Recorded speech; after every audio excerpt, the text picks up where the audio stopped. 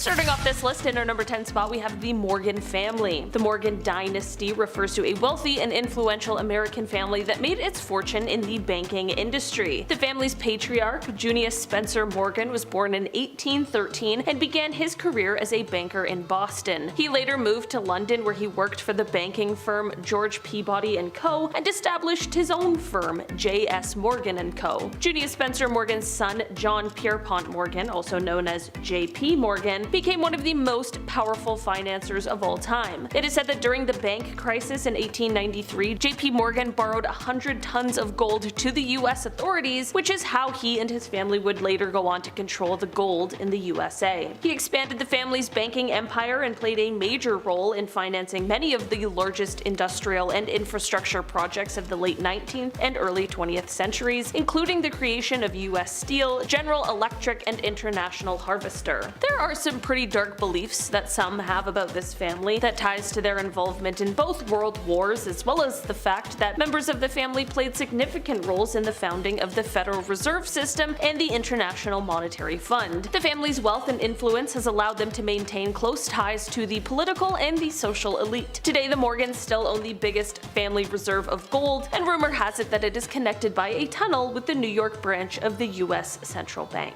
In our number 9 spot today, we have the DuPont family. The DuPont family is a prominent family of French descent that has played a very significant role in the development of the United States since the late 18th century. The family has been involved in a variety of industries, including chemicals, gunpowder, textiles, and agriculture. The DuPont family's story began with, the first DuPont, who was a French chemist who immigrated to the United States in 1800. He would later go on to found a chemical company that specialized in the production of gunpowder. The company's success helped to establish the DuPont family as one of the wealthiest and most powerful in the United States. These roots only grew deeper as the family allegedly ensured the U.S. purchase of Louisiana from Napoleon in 1803. During World War II, the family's chemical company played a very significant role in the Manhattan Project, which developed the very first atomic bomb. The family has also been involved in politics, with several members serving as governors, senators, and other elected officials. Some even believe that this family had the ability to influence U.S. authorities so much that they might be responsible for the initial ban of the production of hemp and the ban on the devil's lettuce in order to protect the production of nylon, which was one of the most important products for the DuPont company. Today, the company is one of the biggest producers of GMO seeds, and they also have founded the Doomsday Treasury, where samples of all plants are held and preserved in the case of an apocalypse. In our number 8 spot today, we have the Rothschild family. The Rothschild dynasty is a very wealthy and influential family that gained prominence in the late 18th and early 19th centuries through their banking and financial activities. The family originated in Frankfurt, Germany, and its founder, Mayer Amschel Rothschild, began his banking career in the 1760s. Apparently, he sent 5 of his sons to financial centers so that the family could be involved in all of the most important places for world finances. The Rothschilds quickly became one of the most powerful banking families in Europe, with branches in major cities such as Paris, Vienna, and London. They financed governments, monarchs, and other wealthy individuals, and played a very significant role in the economic and political affairs of many European countries. One of the most notable achievements of the family was their role in financing the British war effort against Napoleon Bonaparte in the early 19th century. The family used their vast network of agents and couriers to get information about the outcome of battles before anyone else, which allowed them to make informed decisions about investments. The Rothschilds also played a key role in the development of the modern banking system, including the establishment of the Bank of England and the introduction of the concept of a central bank. Today, the family remains one of the wealthiest and most influential in the world, with a net worth estimated at several billions of dollars, with some estimating that they manage trillions of dollars worth of money. Some even claim that the Rothschild family controls the world through the U.S. Central Bank Federal Reserve. In our number 7 spot today, we have the Windsor family. The Windsor family is, of course, the current reigning royal family of the United Kingdom. The dynasty was established in 1970 when King George V changed the family name from Saxe-Coburg and Gotha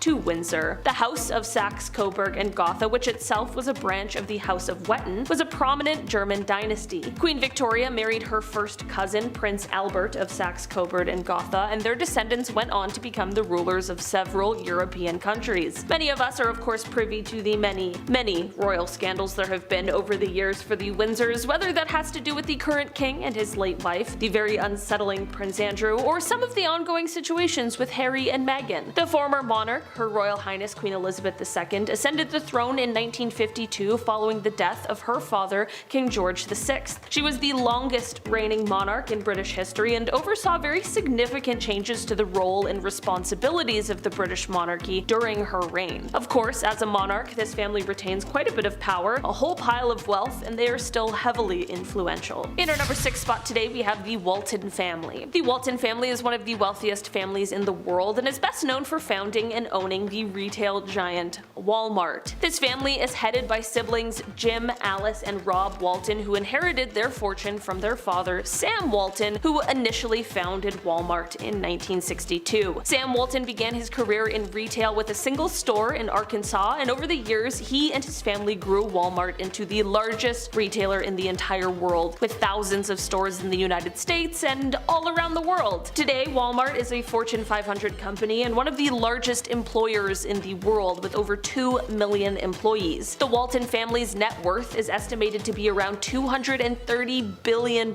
making them one of the wealthiest families in the world. In addition to their stake in Walmart, the family also has investments in other businesses and ventures, and throughout the years it's been, the company receives both praise for their practices, but more often than not are met with criticism for much of the questionable and shady dealings. Stand your ground until you can't anymore. The neck tower. This torture and execution was done in 2 ways, either in a tall narrow tower or in a tall wooden frame box. Either way, both tower or box could open only from the bottom side. A prisoner is put inside the wooden box frame or tower with only the neck protruding. Hands and feet would be shackled inside, and only a towering pile of stones would be in there to stand on. However, each day, a stone or 2 is removed, dropping the prisoner lower and lower and lower by inches over the days, letting them die slowly by strangulation. Battle of the sexes with this torture, it's Zanzi, a form of crushing torture used to extract confessions or as a penalization for laws broken. Now may be a fun time to mention that the 5 laws of punishment I had just counted for you guys, those punishments actually only apply to men. For women, the 5 punishments are a different set and far less severe. First is grinding grain, second is the Zanzi, which you're about to learn about, third punishment is beating, fourth is confinement, but also sometimes, as mentioned, she got her womb smacked about a little, and finally 5, permission to take your own life. Not them killing you or telling you to do, no. This was some like side-eye, well, we're not telling you what to do, but you know what's up, ... type of thing. Anyways, the Zanzi. This finger crusher was a Chinese instrument of torture consisting of small sticks strung together with cords, which was then placed around the fingers and gradually pulled, causing agonizing pain inwards. Think being tricked into playing knuckle breaker by your older brother for the first time. Under traditional Chinese law, a person could not be convicted of a crime unless they confessed. The Zanzi was a legal and non-lethal torture method for forcing women to confess, and for men there was a similar and more painful Jiagun ankle crusher, which uses 3-yard-long wooden planks that slowly pulled and compressed the feet in an excruciating fashion that both broke tendon and bone. Time to snatch that waist ancient China style, the waist chop. Waist chopping first appeared in the Zhou dynasty, and sadly no, it was not truly a plastic surgery alternative to get that slim thick summer look going. In reality, it's when a prisoner is tied to a table, whether lengthwise or widthwise, it doesn't matter. However, it's definitely far less comfortable to be chopped in half while also awkwardly dangling your arms and legs off of a table. Anyways, lying face down, the executioner was to try being the key word, to sever the person in half using a large fodder knife at the small of the back. These big ass cast knives were literally so heavy, it was more like teetering forward and letting the blade kind of slam into the person and hoping for the best. Sometimes, most times, the chopping was not limited to one blow. A story from 1734 describes Yu Hongtu, the education administrator of Henan, was sentenced to a waist chop. After being cut in two at the waist, he remained alive long enough to write the Chinese character Chen, which means cruel, 7 times with his own blood before dying. After hearing this, the young Zheng emperor abolished this form of execution. I guess maybe after learning what happened to Hongtu, the emperor felt like half the man he used to be too. Huh?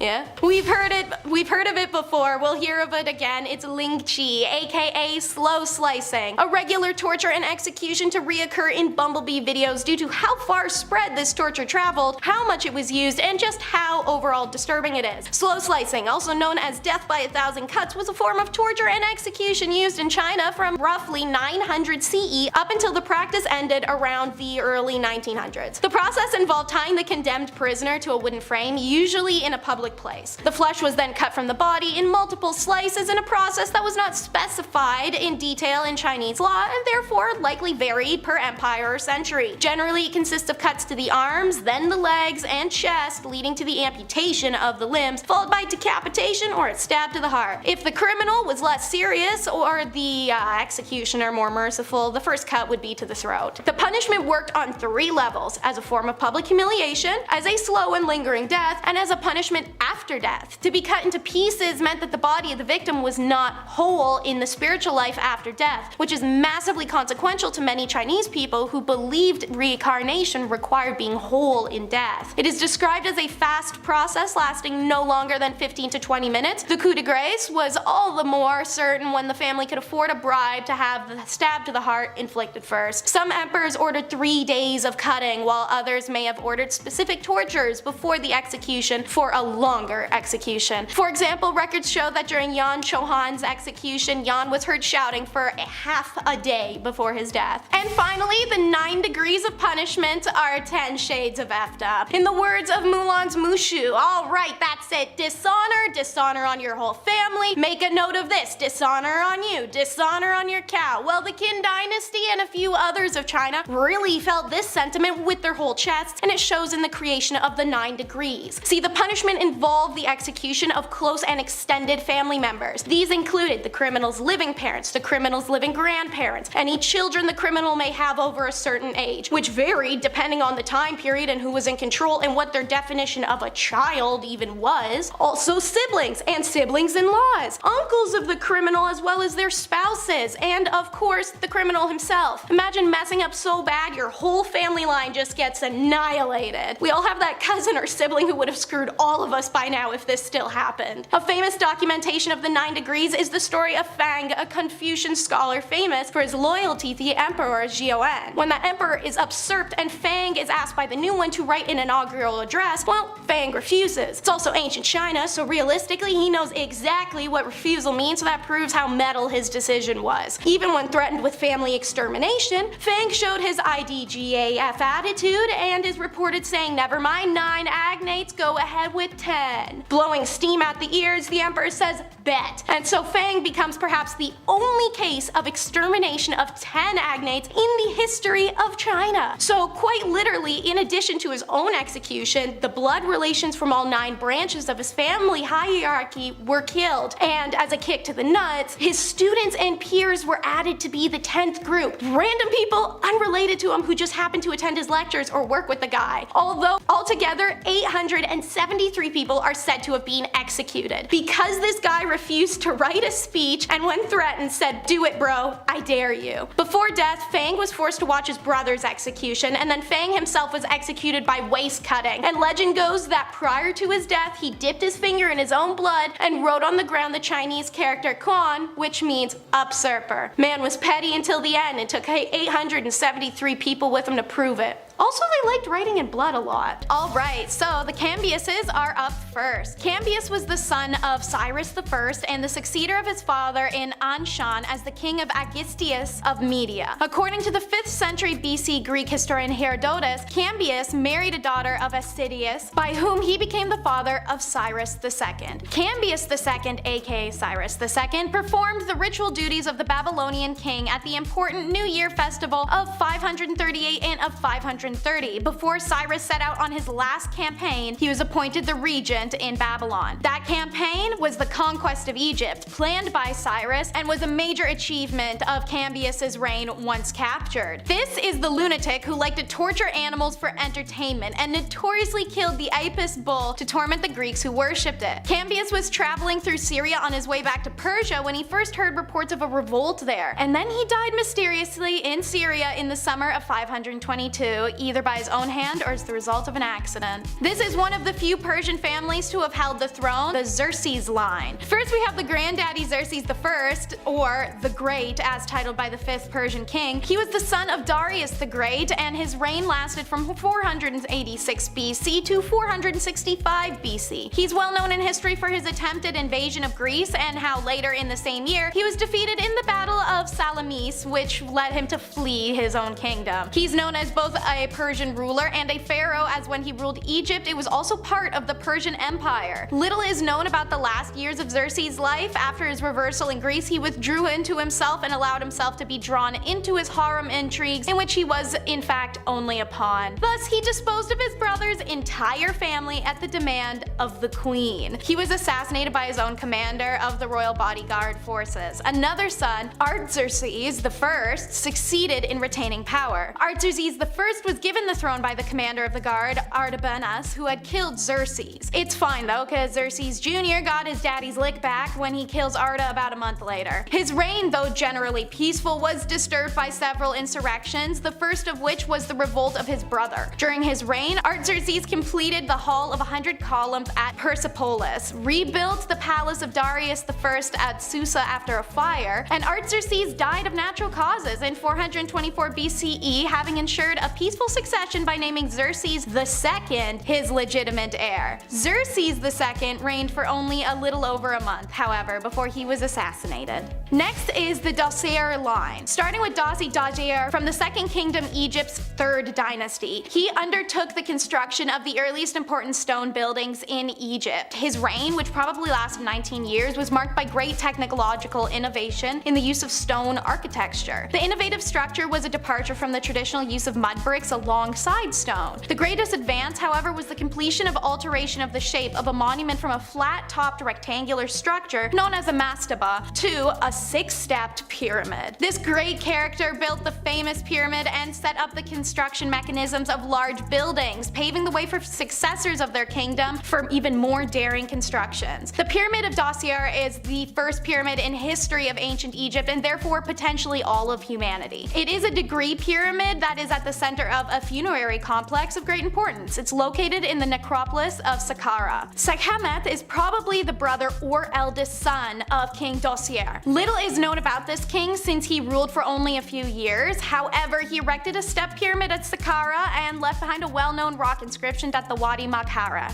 No Pep in his servant steps for sure, it's Pepi. So, Pepi the First kills the game. He does a great job ruling Egypt. He initiated the policy of intensive penetration of Nubia, south of the First Nile Cataract. Inscriptions record journeys southward early in his reign, and fragments of vessels bearing the king's name were excavated in Karma. Meanwhile, Pepi II is the longest-running Egyptian monarch, surviving 94 years on the throne. He's also believed to be the youngest ruler ever in Egyptian history. Pepi II was the son of Pepe I, obviously, and was born late into his father's reign. While he was still very young, he succeeded his half-brother Merene, who died at an early age. His mother served as regent for a number of years, and the old group of officials serving the royal family maintained the kingdom's stability. During the first half of his rule, he brought prosperity and grandeur to Egypt. Second half? Nowhere close. You see a sharp decline of the Old Kingdom as economic disarray is caused by him virtually having no oversight. Powerful provincial nobles drew talent away from the capital, and because of the unusually long reign of the king, Egypt had a senile ruler when it needed vigorous leadership. Those of Pepi's children who survived him had brief ephemeral reigns and failed to cope with the political and economic crisis that arose as the 6th dynasty ended. His tomb may be more famous than he is. Menkaures. His tomb, the Pyramid of Menkaure, is one of 3 pyramids of Giza, alongside his statue triads that show the king together with his wives and various deities. It's the smallest of the 3 main pyramids of Giza, just 62 meters tall, but has one of the most complex and best preserved structures. He had 2 wives, both are his sisters naturally, and they didn't have much luck with sons at first. 3 in total and 1 daughter. At his death, his successor, his son, Shafeskek, completed the stonework walls of the mortuary temple in brick.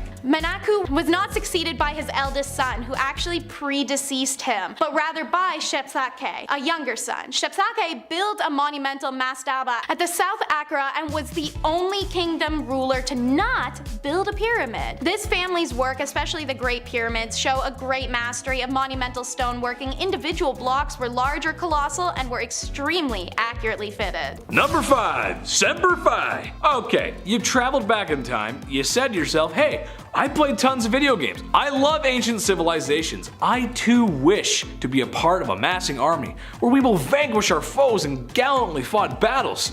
Once we reign victorious, we shall celebrate with a feast of grandeur and wine to soak our troubled souls. I am so pleased with the display of the enemy's blood that I am not even going to bathe for a week. Au the contraire, my chivalry late night gamers. The Ottomans were quite the opposite. The Janissaries were an elite force, but the officers in the military had very strict rules.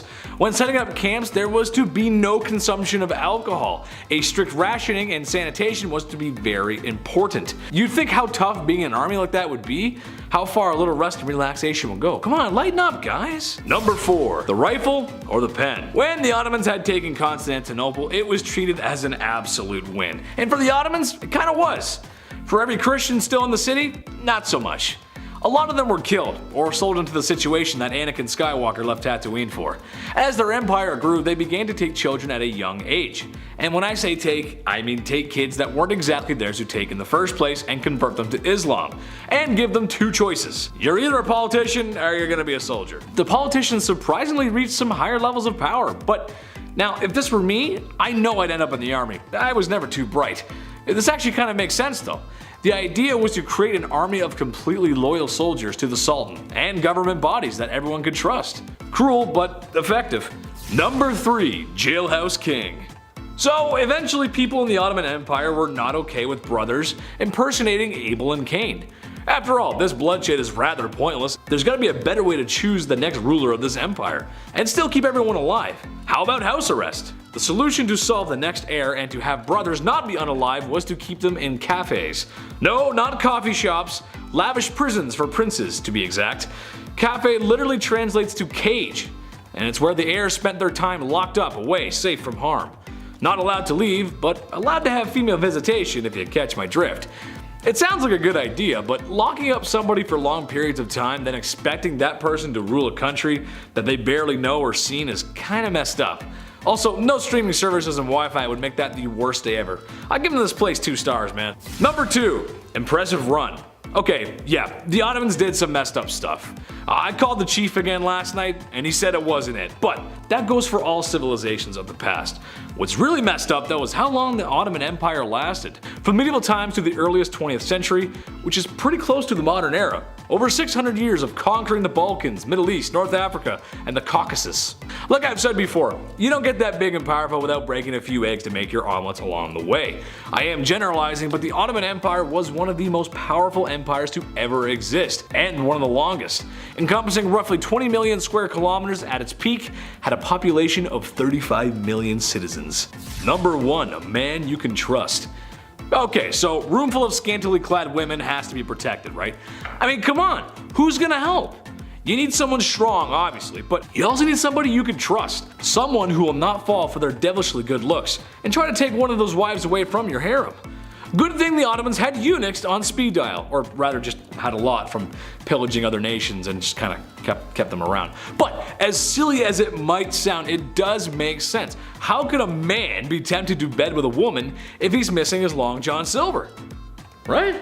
Number 10. Chandragupta I's marriage to Kumara Devi. One of the first major acts of the Gupta Empire was certainly the first to cement its authority. As Chandragupta I married the Licchavi princess Kumara Devi, he solidified relations between Nepal and India, creating a unique position at the time that allowed for the Gupta's coming expansion. It's theorized that this may not have been a happy marriage, as numismatist John Allen implies that it was a condition of a peace treaty with the Licchavi, which Manu Samhita claims were impure in the Gupta's eyes. Despite that, Chandragupta and Kumara Devi are featured prominently on the coins of the time, which was likely a display of power. Number 9. Samudragupta. Following Chandragupta's rule came the rule of Samudragupta, the child of the previous union. Compared to his father, Samudragupta expanded the empire's borders with gusto, to the point where scholars frequently refer to him as the Napoleon of India. Not only that, but a number of recordings describe him as an accomplished artist and a kind ruler who deeply cared for the poor. A great number of coins were minted in his name, featuring him in various poses, and likely cemented him as a classical Indian historical hero, reinstating the royal families of those who lost their kingdoms, whether by his hand or not, it didn't matter. Number 8. Religious tolerance. But Samudragupta was not just a man of the people, he was a man deeply involved with religion. An active worshipper of Vishnu, many records of his achievements have been gleaned from the records of him installing idols to his god in the temples of cities that he'd conquered. That being said, he was known to be extremely religiously tolerant, allowing and actively encouraging other practitioners to worship in his kingdom. One of Samudragupta's favorite rituals was the ritual of Ashvamedha, a ritual where a horse would be released by the king's warriors and left to wander for a year. If the horse entered any rival territory, they could challenge the warriors accompanying the horse. If the horse couldn't be captured or killed within a year, it would be returned to the capital and sacrificed, and the king declared as the sovereign. Number 7. Art peak. I have to stop talking about Samudragupta, but this is a really good reason to. The Gupta Empire was an absolute golden age, in particular for art. Sculpture was easily at its finest here. Just look at the Buddha of the Mathura style. Carved from pink sandstone, these sculptures are so insanely detailed for the material that they're working with. Like, look at the folds on the fabric, oh my god. Another piece that stands out is the terracotta depiction of Krishna battling Keshi, and absolutely stunning work of action and motion. Not only were the sculptures incredible, but the paintings were fascinating as well, such as the ones from the Ajanta caves, works of dry fresco. Only a handful of these caves have survived time's cruelty, but the ones that have are remarkable indeed. Number 6. The Allahabad Pillar. One of the most important pieces of Indian architecture, the Allahabad Pillar is a massive stone where the exploits of numerous Indian rulers have been inscribed. Constructed from stone, the pillar is thought to have been erected in the 3rd century by the Ashoka, but carries an absolutely staggering amount of history etched onto its surface. Many of the original inscriptions have been lost to time and weather, but many more have survived, least of all the verses detailing the exploits of our boy, Samudragupta. Every single thing that we know about the Gupta can either be gleaned from excavating coins from the time, the documentation of visiting foreign elements, but the majority of it is found here. Relaying all of his exploits would take far too long, as Samudragupta conquered well over 20 kingdoms during his reign, inscribing verses dedicated to them on the Allahabad Pillar. Number 5. The Celtic Warriors. The warriors of Celtic Europe. A lot of facial hair for number 5. A lot of tall lads with long hair and thick beards. Nice. They were fans of being nude, often, when they were fighting. And to be fair, when you're covered in hair and tattoos and all this stuff, when you're literally a Viking, yeah, show it off. Battle naked. I don't care. I can't even paintball, let alone fight in a war, so I'm not one to talk. I'm not wearing jeans going in here. I would act like Jason Momoa the entire time if I looked like this.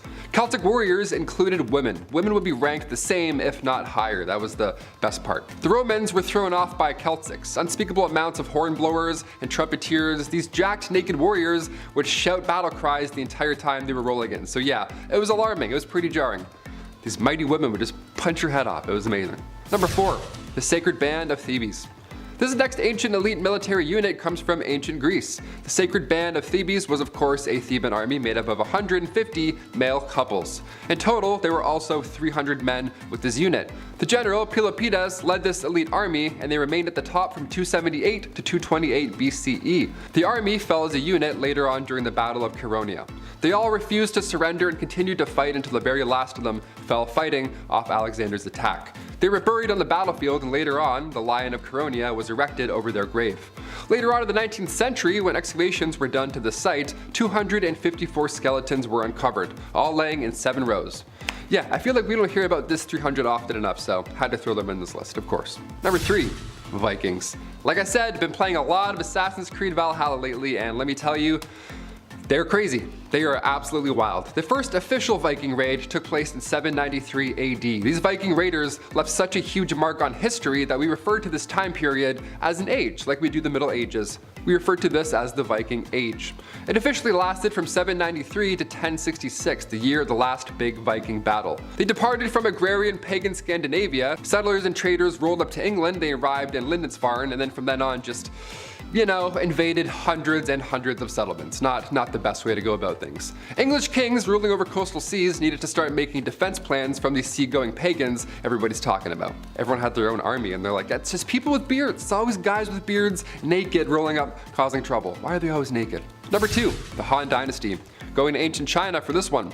The Qin dynasty sprung into chaos in the late 3rd century BC after it collapsed. It was a mess until rebel leader Liu Bang came from Han and reunited the empire. Now it was common for men to enroll into 2 years of military service. You had to. All the while, there's a standing army guarding the northern border, so it was tight. As far as military alignments go, it was pretty secure. The weapons used during the Han Dynasty was honestly fascinating. Crossbows, and more often than not, a double-edged sword. So yeah, it looked pretty badass. So with all this power, the Han Dynasty grew over the following 4 centuries before it collapsed once again. And finally, number 1, Combat of the 30.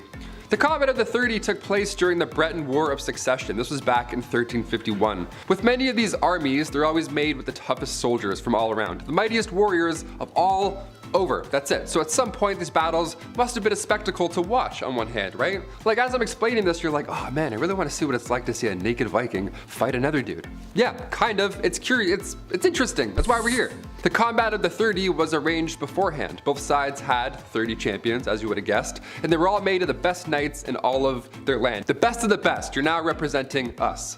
30 v 30. Then they all decided to meet at the battlefield at Brittany, and then they got it done in an organized fashion, which is pretty odd considering how things have gone historically prior. One side represents England, the other France. This event, and I say event because it pulled in a crowd. Drinks were served throughout the audience. This fight lasted a long time, and in case you're wondering if anyone stood around and watched these epic battles go down, yeah, most likely. They ended up taking breaks like a sporting event. These battles would last so long, they needed to take breaks and intermissions, and like talk to fans and be like, alright, fight's going good, this dude lost an arm, he lost a foot, but we're doing our best. Like a sporting interview, you know what I mean? 110%, you know, just giving her. That was the reality of it. By the end of the whole thing, the English surrendered after losing 9 knights, so still bad. It's still all bad, although it's interesting that people were, you know, gathering to watch. So we'll start with punishment 1, tattooing. You may have seen our video, the top 10 messed up punishments from the Tokugawa era, in which case tattoos as punishment may sound familiar. While Japan and China were on different wavelengths and doing their own things, this is something they had in common for criminals. Although tattooing has been known in China for centuries, it has been in the most part an uncommon practice outside of their indigenous peoples. Throughout Chinese history, tattooing has been seen as a defamation of the body, something undesirable, and this originates likely with the penal tattooing as one of the 5 capital punishments in ancient China. The first, and considered the lightest of the 5 punishments, had criminals' upper cheeks or forehead or other visible parts of the body tatted up. It was usually words that described their misdemeanors or the location of their exile or name of their hard labor camp. These tattoos are obviously permanent and very visibly marked out their bearers as ex-criminals for life. Even should the criminal ever return from exile, the tattoo would mark them as what they were. The Kinlaw Code covered so many offenses that common people frequently did not realize they had committed a crime until they'd been arrested. So you really could be just minding your business one day and boom, face tat the next. Next is amputations. So after tattoos, the next was rhinotomy, aka the snip snip of a criminal's nose. Like tattooing, it left the victim scarred for life. But because sharp items and blood were involved, rhinotomy and the next 2 penalties following after often resulted in death, even if not their intention, just due to things like bleeding out or infections. Then, level 3 is amputation of feet, aka you. Modern day scientists have been examining a skeleton that was found from 3,000 years ago where the foot of a woman was cut off as punishment for committing a criminal act. Various clues hint that the woman's foot was cut off as a U. Her bones show no signs of any disease that could have made such an amputation necessary, and it seems that the injury was roughly made, rather than with the precision of a medical amputation. There were variations in punishments in different periods where the choice of foot removed depended on the severity of the crimes committed. Amputation of the right foot for a very serious crime, and the left for lighter offenses. It would seem that the woman, who was determined to be in her early 30s when she died, had committed the former. There is extensive historical evidence of the practice of the third punishment, such as documents of a Chinese official in the millennium BC complaining about the demand to find special shoes for their amputee people. Remove the reproductives. Called gong, the permanent removal of a person's reproductive function. Male victims of this punishment were castrated, losing the member as well as their boys. A very famous casualty was Sima Qian, an emasculated father of traditional Chinese history writing. Gong punishments for female victims were harder, as in the older times they didn't really know what was going on all up in there or how to access it, so it might have involved pounding a woman's abdomen with a stout stick to introduce some kind of damage to the womb. Call that waka womb, I guess? But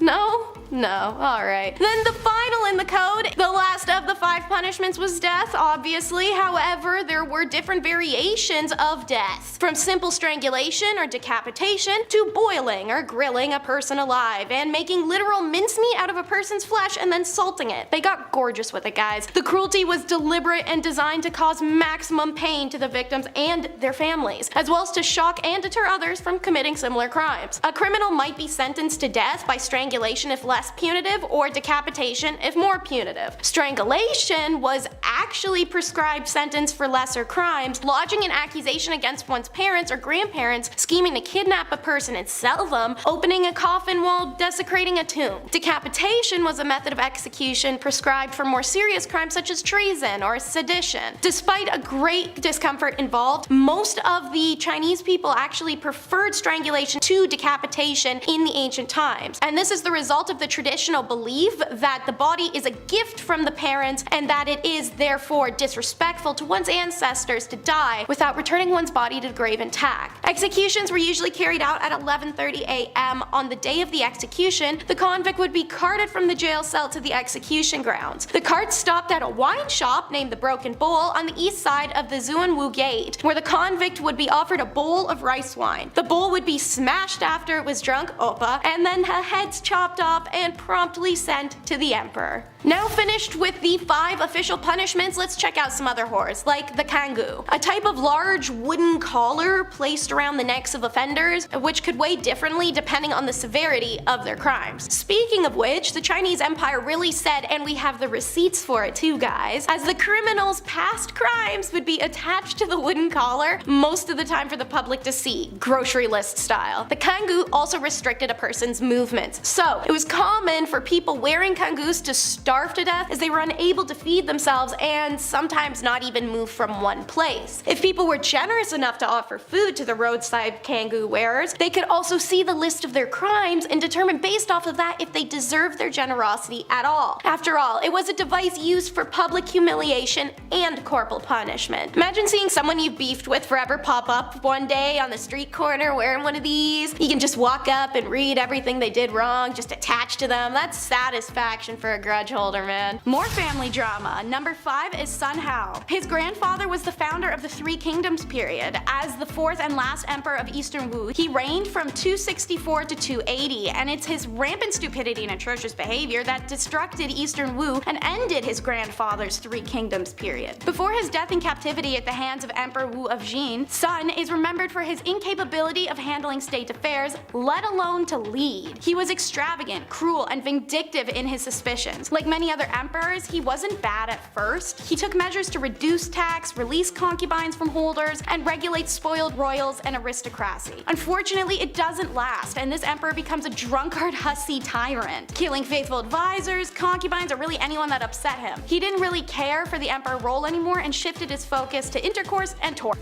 Some of his wildest actions were to order the major officials' daughters not to marry anyone before he decided if they were beautiful enough to belong to him as a concubine. He'd have people thrown into rivers or faces and eyes peeled away when he was mad. He forced people to join him in his alcoholism. Officials who didn't drink at feasts were penalized or even beheaded. He once did exactly that with a red-hot saw to an official who had punished one of the emperor's concubines because he caught her stealing. Number 4 is Tokan Temür, aka Emperor Shun. He ruled from 1333 to 1367, and he was the 11th and last emperor of the Yuan dynasty. He earned the throne in 1333 at the age of 13, which does kind of explain the young emperor's proclivities. Emperor Shun was obsessed with sexuality of any kind. He actually went out of his way to study intercourse and the skills he could learn for it. He had a grand stage built for nude dancing performances day and night. Outside of his intercourse obsession, Togan advocated national discrimination and oppression towards the Han people, even ordering the execution of people with surnames such as Zhang, Wang, Liu, Li, and Zhao. Naturally, political struggles in the court were abundant. The corrupted imperial envoys he dispatched looted from local officials, who in turn imposed heavy taxes on the people. By 1340s, this nightmare expanded to include droughts, high inflations, and famines.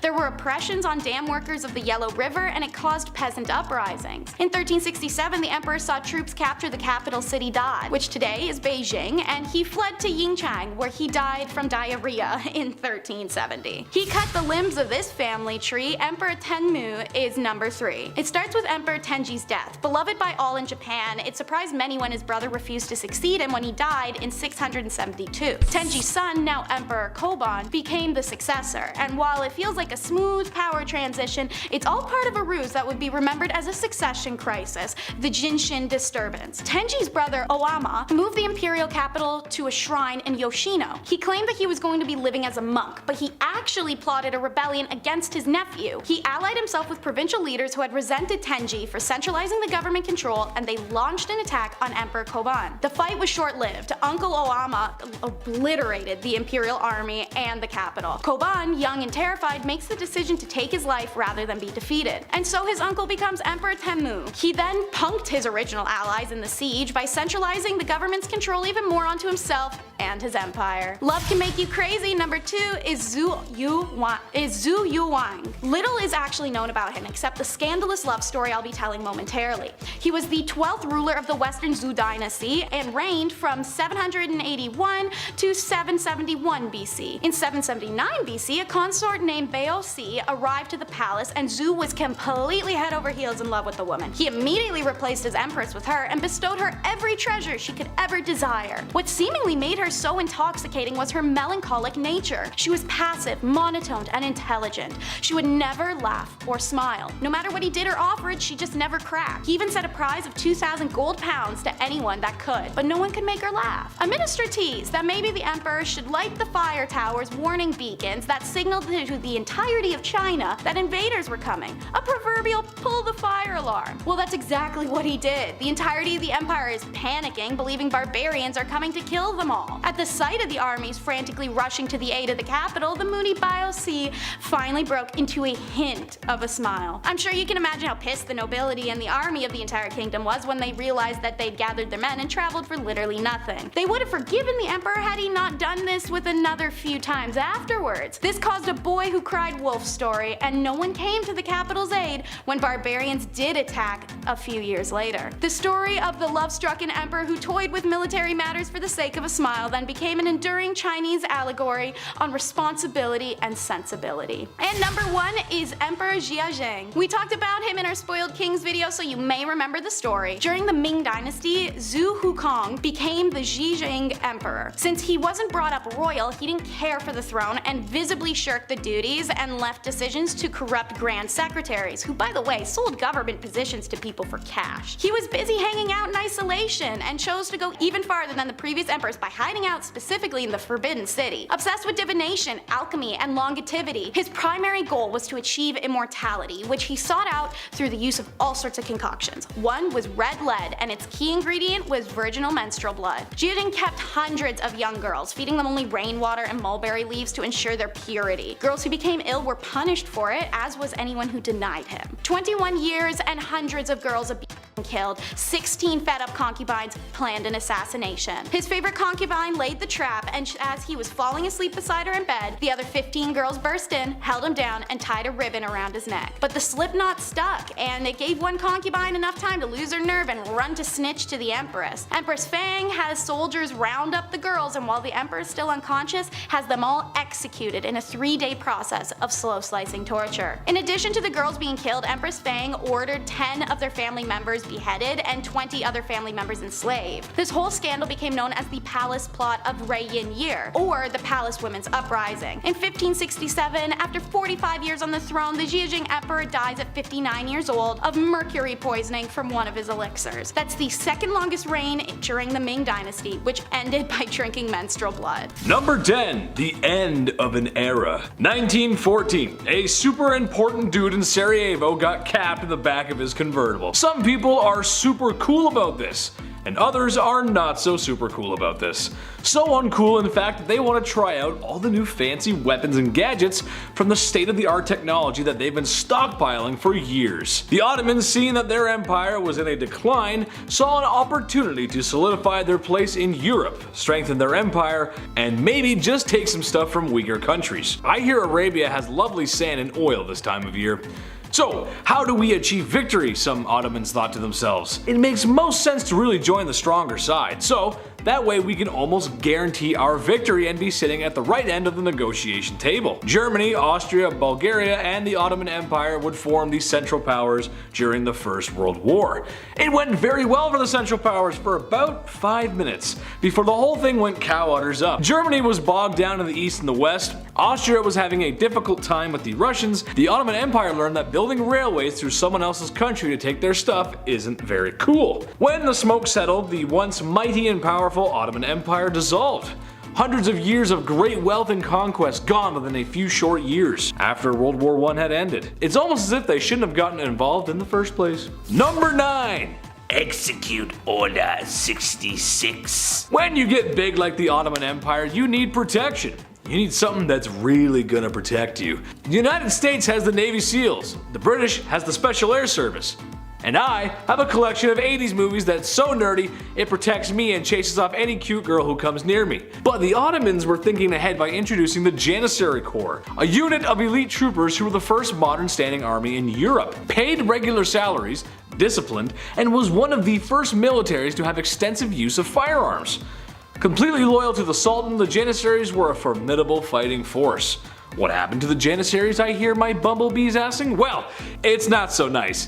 A messy political climate was going to disband the Corps. Not liking the replacements coming in after the Janissaries, they revolted, which led to something known as the Auspicious Incident, where the barracks burnt down and 4,000 Janissaries lost their lives. Any remaining Jedi were hunted down and destroyed. Sorry, I meant Janissaries. Watched too much Star Wars in preparation for Boba Fett. All jokes aside, that was pretty cruel. You shouldn't burn people down like that, man. Not so cool. But the comparison between the two, it's there. Star Wars is cool. Number 8. Where art thou, brother? Kings will be kings, and the male patriarchy will be the male patriarchy. You want your dynasty to continue? Then you need a male heir. Like most European kingdoms, this is just how it goes. The Ottomans were no different. except maybe their version of the royal family game. See, the Ottomans like to compete for the throne, meaning if you got brothers, you're gonna have to fight them for it. But not like the fight over the Xbox controller, no, these brothers would be fighting for life or death, oftentimes and having a lot of bloodshed in order to determine the next ruler. In one extreme case, one sultan had his infant brother strangled to make sure his spot on the throne was secured, which is totally a normal human, kind-loving thing to do. I'm happy to say we no longer do this. Right? Number 7, the Air Factory. Now this makes sense when you think about it. Ottomans had siblings duking it out in the streets and cradles because of harems. Relax, late night users of the internet, it's a little bit different than what you think that means. Okay, yes, it was a room full of women and ladies of the evening, but these women actually held some political power. An example of this is an extremely influential time for these women that became to be known as the Sultanate of Women. Mothers of sultans often helped choose women for their sons, which I'm sure is the worst blind date ever, and once the women were pregnant, they were no longer permitted to be with the sultan. That child, if born a son, would take a position with his mother in governing a province. There's a lot of rules to this thing, and pretty messed up, but I think if there's something to take away from this, like we should do with all history really, is when you make the succession of your country messy, the politics get messy, and when that happens, you're at the risk of revolution. Number 6. Classic humanity. Here I am again talking about YouTube's least favorite S word. I'm here to give you the buzz in history, and that's just how it goes. Probably the worst invention that we've ever come up with since war, but alas, it happened, and it happened in the Ottoman Empire too. It was pretty easy to get rich off the backs of those you whip. What's so messed up is how long it lasted. I'll give you a second to figure out how long. Go ahead. Guess what year it ended in? 1908. Yeah, they kept it going until 1908. While the anti-S-word movement had done their best to remove this heinous activity, it is speculated that it continued up until the 1930s, specifically the trade and sale of women for the deed of deeds. Now you know something's messed up when that outlives your empire. The Ottoman Empire was dissolved shortly after this during the First World War. Number 5, can't take it with you. In life, you live and then you pass on. If you believe in the homestead signs your mom hangs up in her kitchen, then there's going to be a lot of living, laughing, and loving with that. Ancient Egyptians believed in taking things with them to the afterlife. Yeah, pretty much everything was coming with them. Gold, treasure, organs, except the brain, and pretty much just anything you would need for that kind of adventure. Well, animals were no different. Oftentimes when discovering tombs of kings in the main chamber, or sometimes in their own, were statues of cats and dogs, and naturally, mummified kitties and doggies. Now I love my pets just as much as the next guy, but a discovery in 2019 revealed a tomb with statues, mummies, and even some preserved crocodiles. Ooh, weird. That's a weird pet. Number 4, Tomb KV5. Sometimes you pass things off without giving them the proper time and attention. Like the fact that your middle toe on one of your feet is a little longer than the same one on the other side, and you're like, it's probably fine, but it's actually a mutation that all of your ancestors had, and it's the reason you can walk faster than everyone else. Not that that's happened to me or anything, but the archaeologists of Tomb KV5 know what I'm talking about, sorta. Basically, KV5 was not studied very well, and in 1995 it turns out that it was actually one of the largest tombs ever created in the Valley of the Kings. So far, we have found around 121 chambers and corridors, and we think there will be 150 total. The tomb was used for the sons of Ramses II, who, as we know, had over 100 kids, so the size of the tomb kinda checks out. So far, we've only confirmed 6, but there are likely to be around 20 of his sons down there. Number 3, the Pyramids of Giza. A lot of people include the Great Pyramids of Giza on their list of Egyptian discoveries, but like, how could you miss them? Okay, obviously people can see these bad boys from miles away. It would be kind of hard to lose something like that, as Adam said, but then again, as a man, I take pride in losing my car keys every time I need to use them. But more specifically, it was the discovery of the inner chambers of the pyramids that really kicked off archaeology. The verdict?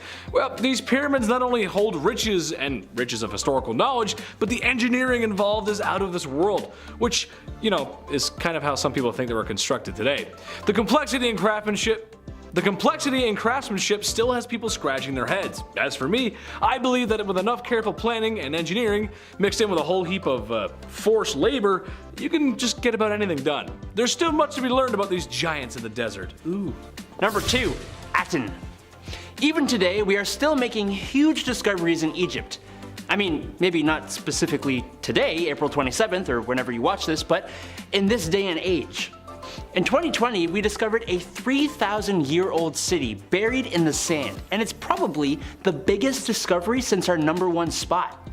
The city named Aten, or the Rise of Aten, is the largest city of its kind that we have found and gives us a really good look at life during Egypt's most profitable era. That would be the rule of Amenhotep III. Amenhotep IV is his son, who would drastically change the country's direction.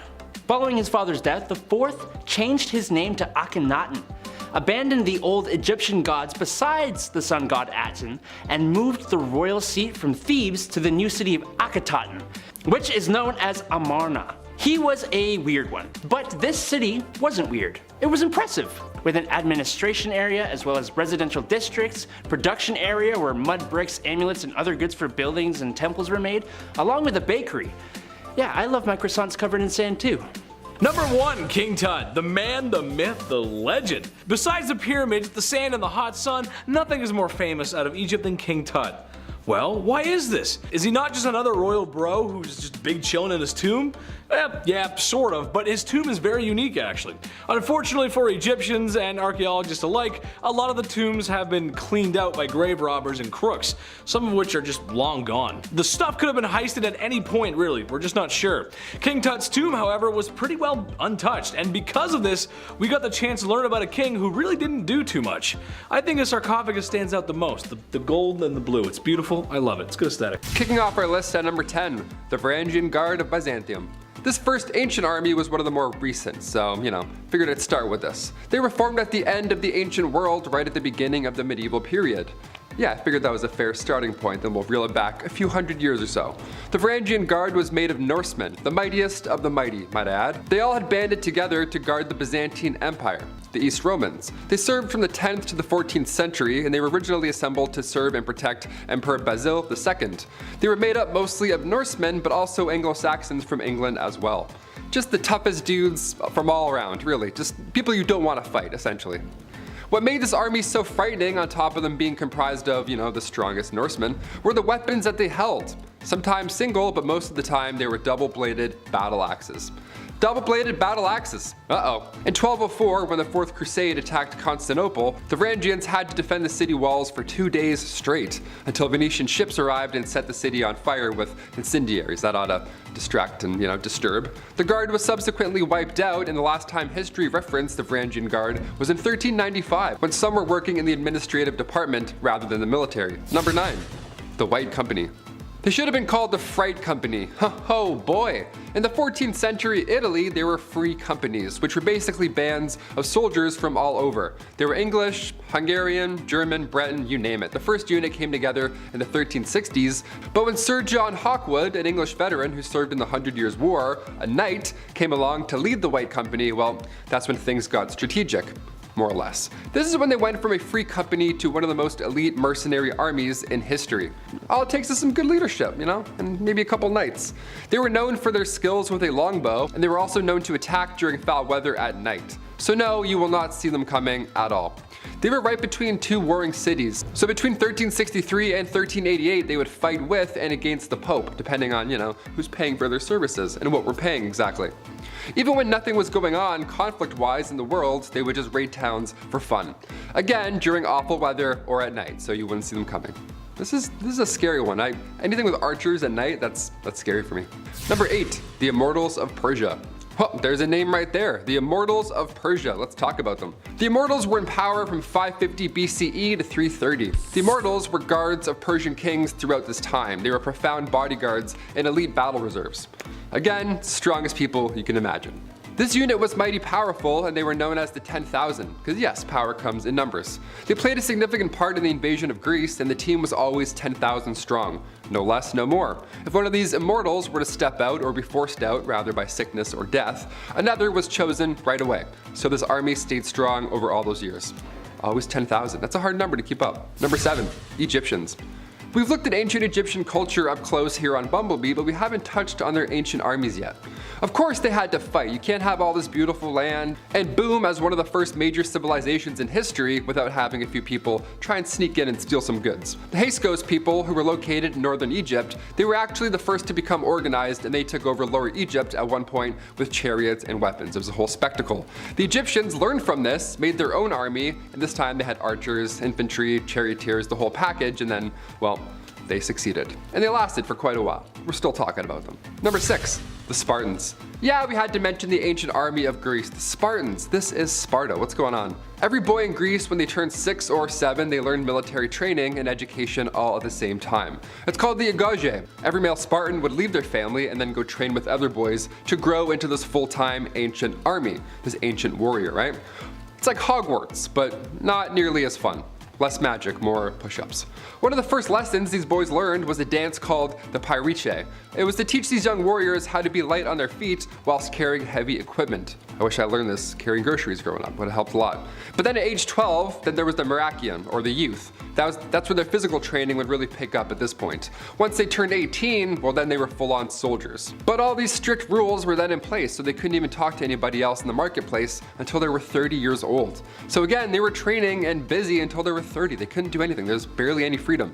Plutarch was the first to say it, but really the only time a Spartan warrior was able to rest, more or less, was during war.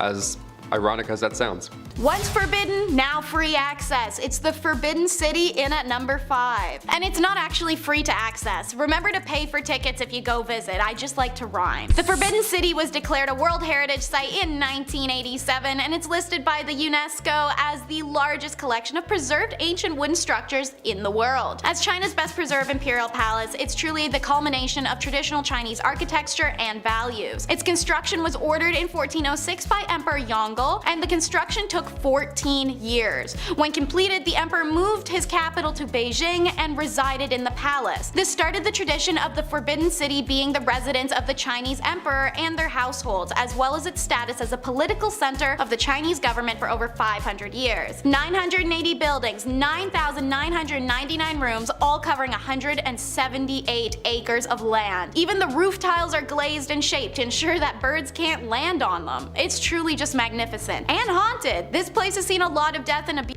One legend tells that the Forbidden City has been cursed since Ming Emperor Yongle opened its doors in 1421. He slaughtered over 2,800 concubines when trying to quiet rumors of an alleged sex scandal from when official opening ceremonies were held. A few years after the poor concubines' torturous deaths, a fire ravages the Forbidden City and burns over 250 of the buildings and kills hundreds. Despite the place being covered in lucky charms, they didn't prevent the destruction, and Emperor Yongle sank into a depression, thinking it was a punishment for his actions until he died in 1424. Number 4 is truly depraved and disgusting human behavior. It's using toilet paper. Cue the cricket sound effect for that one, because the reason for this to be on the list of unsettling facts is similar to how hygiene was on the list for the Vikings video that we recently did on Viking traditions. It wasn't the Chinese who found it unsettling, but outsiders such as Europeans and Ottomans. It's hard to say when it was invented because the Chinese didn't like to talk about toilet paper. Our oldest reference to ancient Chinese toilet paper comes from a scrap segment of a note which says, "Paper on which there are quotations or commentaries from the 5 classics or the names of sages I dare not use for toilet purposes." That means the first mention of toilet paper was from a man begrudgingly deciding not to wipe his butt with the I Ching. Anyways, carbon dating says it was somewhere around the year 600 that this was invented. We only think it's normal now because we're used to it, but it was considered disgusting to everyone when the Chinese began doing it, and they used it a lot. A record from 1393 says the imperial court ordered 7,200,000 sheets in a single year. An Arabic traveler who visited China and saw them use it firsthand wrote in disgust, saying that they are not careful about cleanliness and they do not wash themselves with water when they have done their necessities. They only wipe themselves with paper. To the other countries of the ancient world, using toilet paper was the most disgusting and unsettling human behavior. To us now, it's worth hoarding, as we've learned in the past recent years. Move aside circumcision, it's inutchets, in at number 3. I'm gonna butcher this word a lot. So, why do a little when you can do a lot? Well, that's an awful pun, but it was kinda taken seriously, as these men were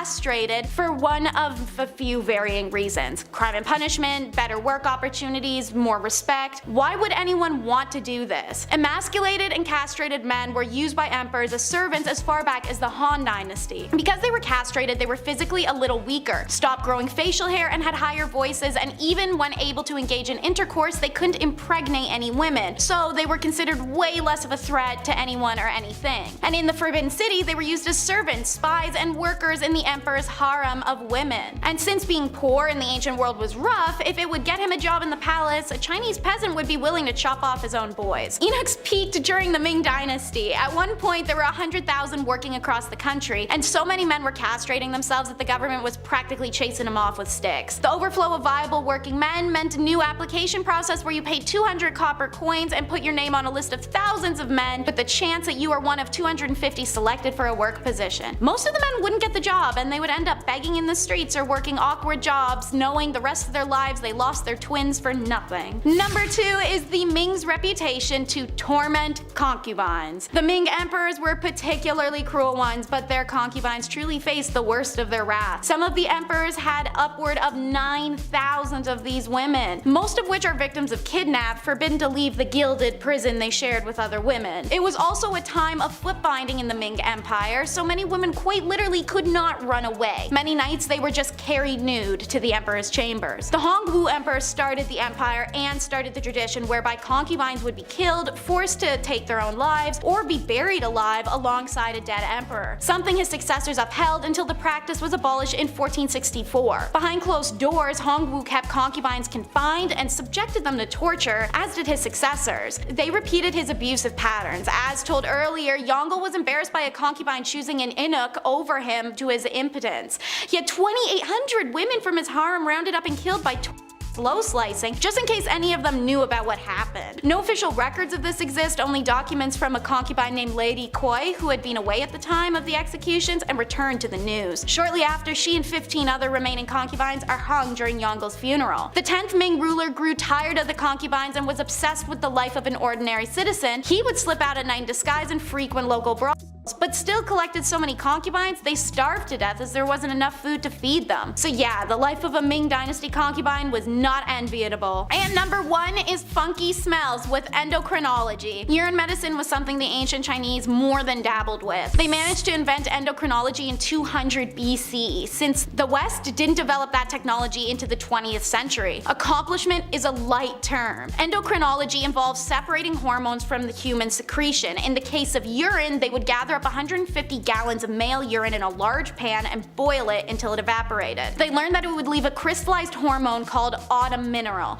While it wasn't injectable, it was ingestible, so they took it in pill forms. One medical paper's instructions were that for each dose, take 5 to 7 pills with warm wine or soup before breakfast. They used it as a hormone, and it worked. By the 4th century BC, they developed stool transplants, another medical idea the West didn't discover until the 20th century. China actually developed a whole medical field 2,000 years before the rest of the known and documented world. Still, that means someone thought of boiling urine and eating whatever was left over to see what happened, so you have to question how things like this come to be. Or yellow soup, which was a water mixture mixed with fermented stool of a healthy person. After a bit of boiling, it'd be served to patients. In an awful and ironic way, this worked incredibly well, as the healthy bacteria in the fermented stool got rid of the bad bacteria in a patient's body. The same concept is actually used to treat C. diff, a deadly disease, but in ancient China this was just listed as a diarrhea remedy. And how could I not mention boy eggs, where chicken eggs are soaked in the urine of a prepubescent boy, then boiled, then resubmerged in urine, and preserved in a jar. This is due to the historic belief that urine has various health benefits combined with how eggs were accessible to commoners. And yes, this is still made and served today. Number 10. The War of Unification. While technically pre-Empire, the Qin Wars of Unification are sick and nobody can stop me from talking about them. Prior to their campaign, the relatively small state of Qin had evolved to gain a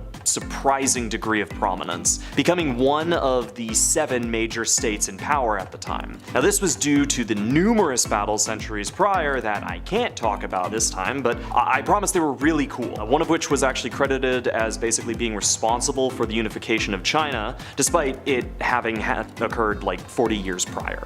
Just look up the Battle of Shangping. It was wild. In any case, the War of Unification was a result of this, running from 230 to 221 BC. It saw Ying Zheng declaring war on the states of Han, Zhao, Wei, Yan, and Qi, conquering them in just about that order. This led to a complete unification of China, an effort which only took barely a decade to complete. Number 9.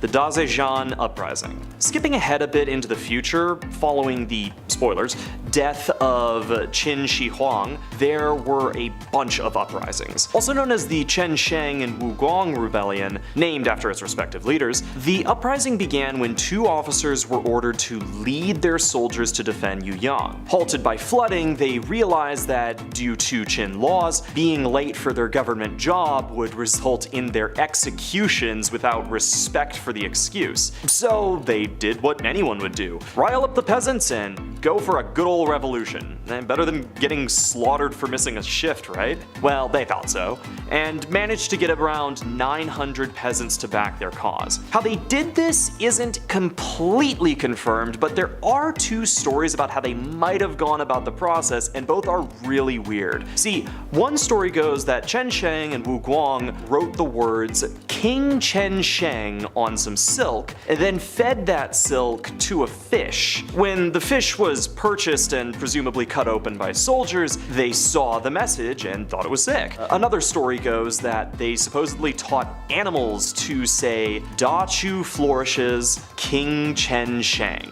which likely would have had a similar effect on anyone who heard that from like a cow. So now these might be slightly embellished, but they're also really funny, so come on. Either way, they got stopped by the Qi, so it doesn't really matter. Number 8, getting zoned by a peasant. We're getting outside of the actual reign of the Qin again, but I don't care. The Qin dynasty post-death of Qin Shi Huang was an absolute mess.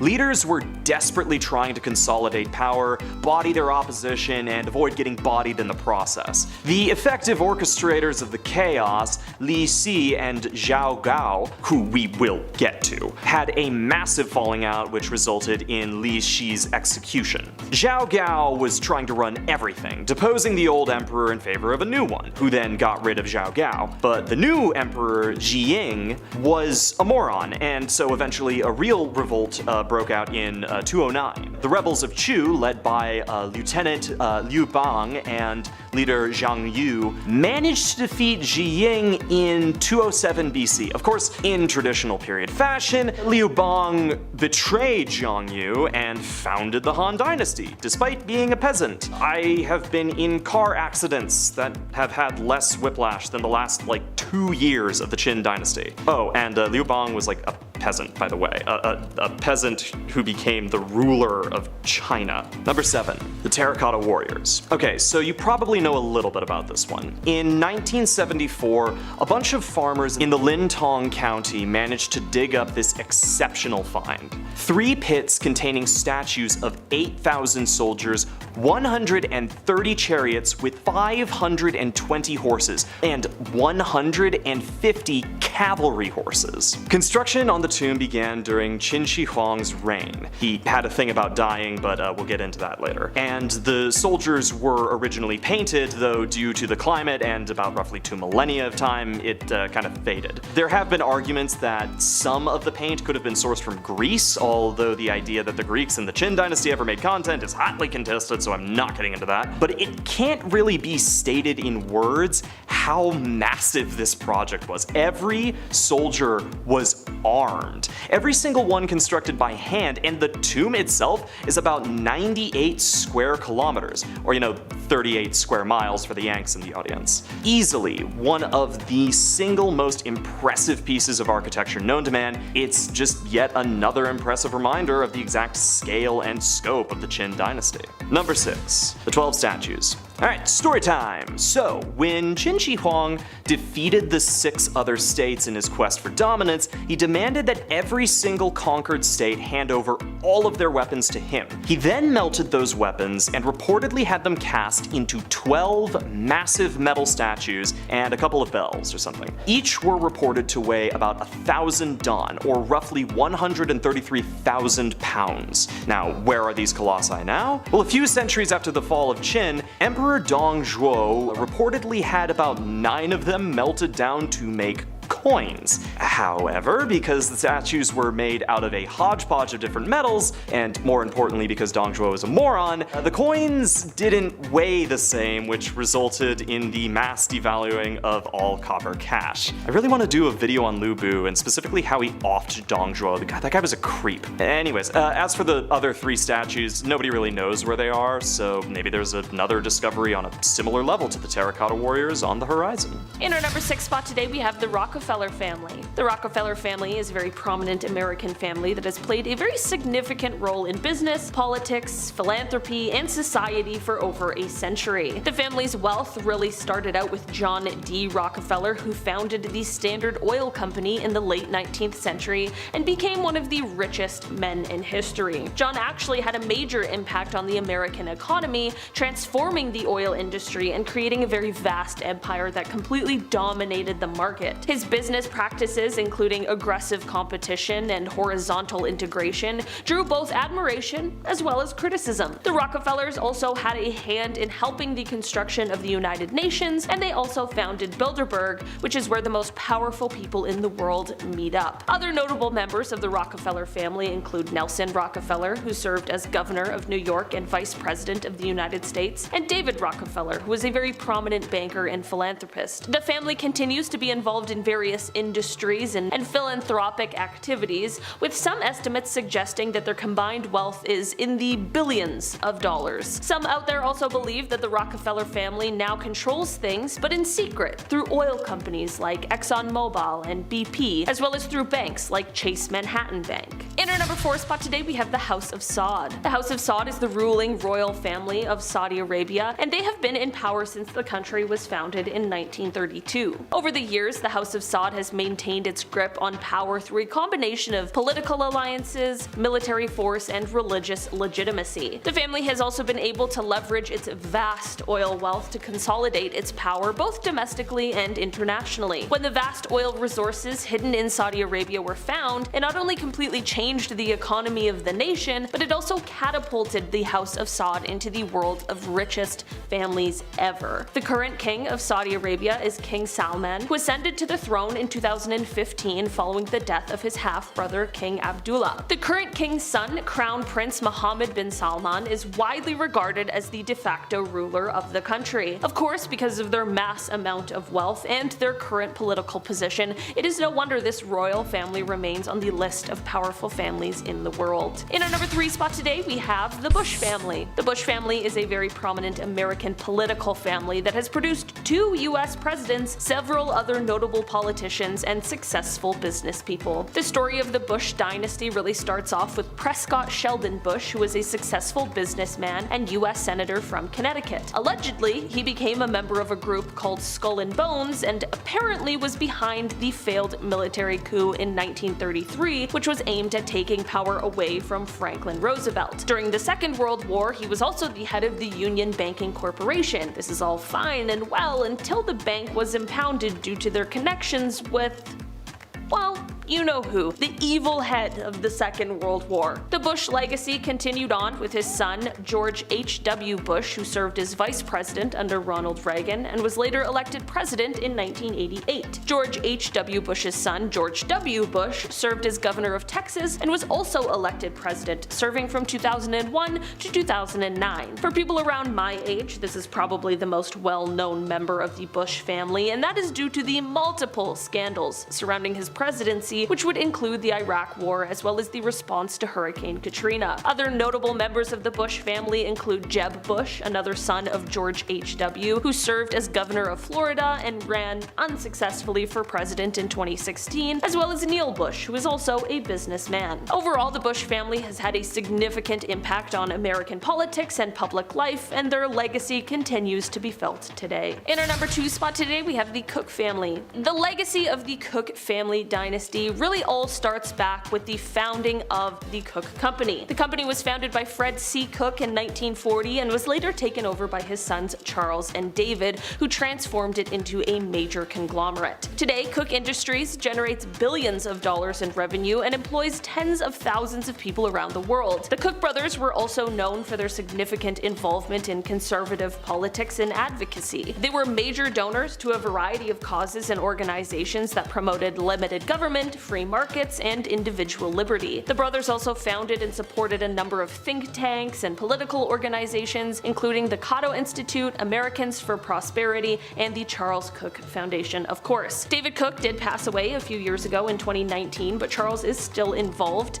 and Cook Industries is said to bring in over $1 trillion in annual revenue, which makes it one of the largest private firms in America. Some speculate that this mass fortune is sometimes used to assist in having a hand in political influence. Finally, in our number 1 spot today, we have the Soros family. This family is perhaps best known for its patriarch, George Soros, who is a billionaire investor. Born in Hungary in 1930 and surviving through the atrocities of the Second World War, George would later become a very successful investor, earning his fortune through his hedge fund, Soros Fund Management. It is said that George and his success could largely be attributed to a very famous moment in history. On September 16, 1992, George helped his fund bring in $1 billion in a single day, and he did this by short-selling the British pound. This day would go on to become known as Black Wednesday and went on to solidify him being known as, quote, the man who broke the Bank of England. Today, his family, which includes his children, is among the most powerful families in the world due to their active geopolitical actions. Their influence and interest extends beyond the financial sector, as they are also heavily active in politics as well. Starting at number 10 is woodblocking. The Ming Dynasty was a prosperous era of China, and one of the main reasons was their invention of color print woodblock, paper, and two-tone color printing. It surpassed all preceding printing techniques that were around before. What made this unusual, however, was that the Ming Dynasty continued to progress in printing, something that had been studied and slightly advanced by the previous Yuan Empire. Despite many scientists having thrived during the Yuan Empire, much of their culture as well as their inventions were destroyed to rid the country of Mongol influences after the end of their empire, as the Ming Dynasty aimed to re-establish the traditional Chinese values the way they saw fit. When they held on to the Mongols' advancements with printing, it's because they were also incorporating new technologies from European trades. The original printing had spread literacy among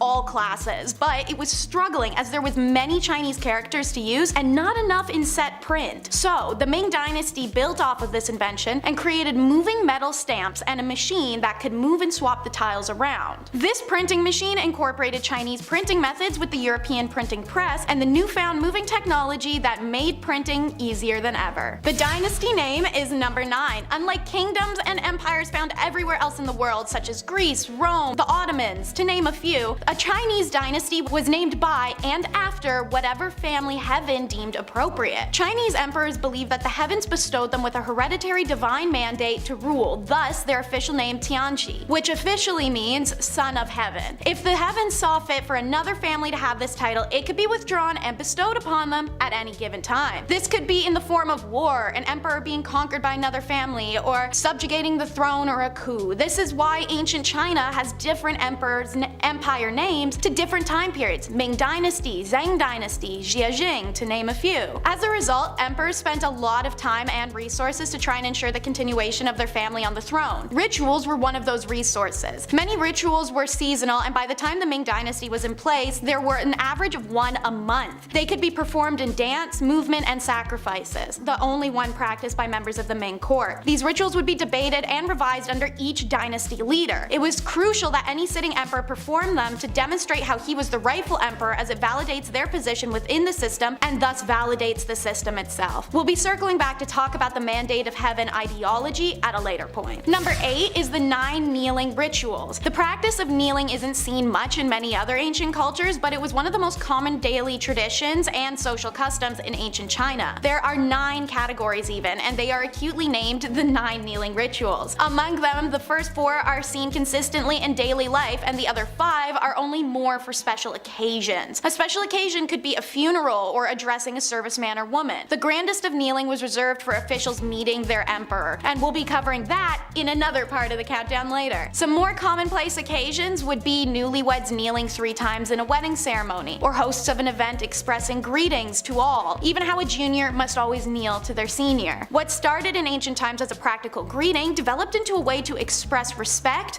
obedience, gratitude, love, and more. Number 7 is the worshipping of heaven, earth, and ancestors. As I mentioned, rituals were one of the emperor's duties, and annually he would fulfill the religious responsibilities of the Temple of Heaven ceremony. The emperor would make the journey up to the temple. When he worshipped there, it was believed that he was worshipping heaven and the earth as his symbolic parent, upholding the ancient ideology that the emperor was not divine but divinely appointed. This differs vastly from many kingdoms where men would appoint themselves as god status, as you might have heard in a lot of our other videos. This worship was a way to ensure society was in natural order, an aspect of cosmic order of heaven, earth, and society as a three. Also, by worshipping his own ancestors at the temple, which is filial loyalty and an obligation of all regardless of social stature, it was believed to strengthen a dynasty hold on the throne. So let's talk more about the ritual in number 6, the 3 prostrations and 9 kowtows. When the emperor worshipped at the Temple of Heaven, he executed the ritual of the 3 prostrations and 9 kowtows. Under the command of a high-ranking court member of the emperor's choosing, he would be told to prostrate. It's kind of like planking and then kowtow, a type of kneel that you do once, twice, and then a third time. Each time the emperor would be touching his head fully to the ground. Next, he would be told to rise again, then repeat another sequence and another, for a total of 3 prostrations followed by 3 kneels. This ritual was important for more than just the emperor. The phrase "from imperial court down to our village" was commonly found in widely circulated documents of the time. That's because a ritual like this could be performed by an ordinary farmer at his father's funeral or a parent blessing their son. People use this ritual, as well as its widespread use, as an expression of interconnection and commonality that broke boundaries between social class and status. They were good and then they were great and then they were absolute trash. The Amenhotep. Alright, so on the top of the bucket we got Amen I. He's the great-great-granddaddy. He effectively extended Egypt's boundaries into Nubia. Next is great-granddaddy Amen II, who was an army leader with famous archery and battle skills. Supposedly he was able to shoot arrows straight through a thick of copper plates. His athletic ability was incredible and he was known to have rowed a ship faster than 200 of Egypt's strongest navy men. Next is Granddaddy Amen III, who built himself endless monuments and temples. Perhaps his most famous construction was the Temple of Luxor in Thebes. This temple has become one of the grandest and most famous temples in Egypt. His diplomatic relations allowed art and culture to flourish, and his building projects are legendary. And then there's disastrous daddy Akhenaten, or Amen IV. This nutcase was obsessed with the sun god Atum and changed his name, appearance, politics, lifestyle, anything he could to feel closer to his lord. This pharaoh was so hated that Egyptians themselves wiped his name from their history. He moved Egypt's capital from Thebes to Amarna and then renamed it in Egyptian to mean the horizon of Aten, and then ordered a new capital city be built there, moving an estimated 20,000 people over to make it. When he enforced monotheism,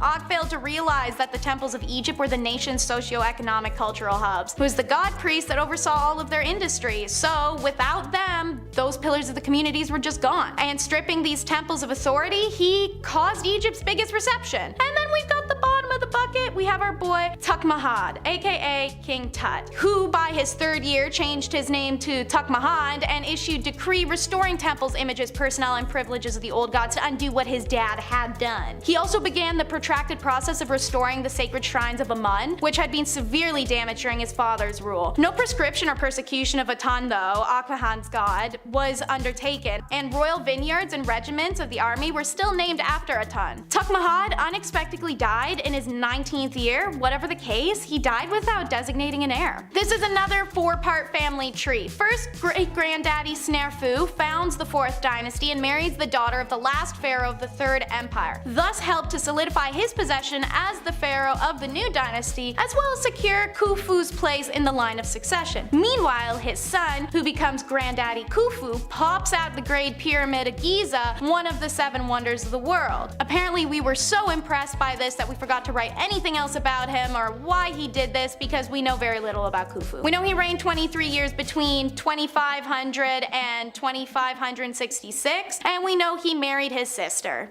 Shocker. Khufu traded for highly rare items, prizing both construction materials and precious materials like copper and turquoise, and so he developed the mining industry in Egypt. Limestone and granite were also quarried in vast amounts for rather large building projects that he was working on. Built over a period of 27 years, the Great Pyramid pyramid is undoubtedly Khufu's greatest legacy. Khufu's children include 9 sons and 6 daughters, including Defreya and Khafre, who would both become pharaohs following his death. When in power, his son Defreya moved 8 kilometers north of Giza and established a new necropolis on a higher leveled ground. Defreya's pyramid was quarried for its stone, and as such, there's very little of it left standing today. Meanwhile, the underson Khafre succeeded the short-lived Radifi and married his sister and 2 other queens who were probably his sisters. Best known for his pyramid, one of the 3 great pyramids of Giza, and also best known for the Sphinx, which bears his likeness on its face. And who else but the Ramses clan? The Ramses I gets the throne in a super uneventful way. He was friend and confidant to the former pharaoh who didn't have a single heir. Then Ramses spent all of his free time marrying all 4 of his daughters. Meanwhile, his son, Seti I, led a great army of 60,000 men and fought in many battles north of Palestine and Syria. King Ramesses II, son of Seti I, was able to finish his father's work by beating the Hittite army in Battle of Kadesh and creating the first documented peace treaty in history. Ramses II went on to declare himself a god and rule Egypt for 67 years before dying of natural causes at 90, which is insane in an era where life expectancy was 30. But before getting to that ripe old age, Ramses spent any free time he had chasing anything with 2 feet and a heartbeat, enough to sire 100 to 200 children in his lifetime. He even outlived 12 of his own sons, leaving no heir.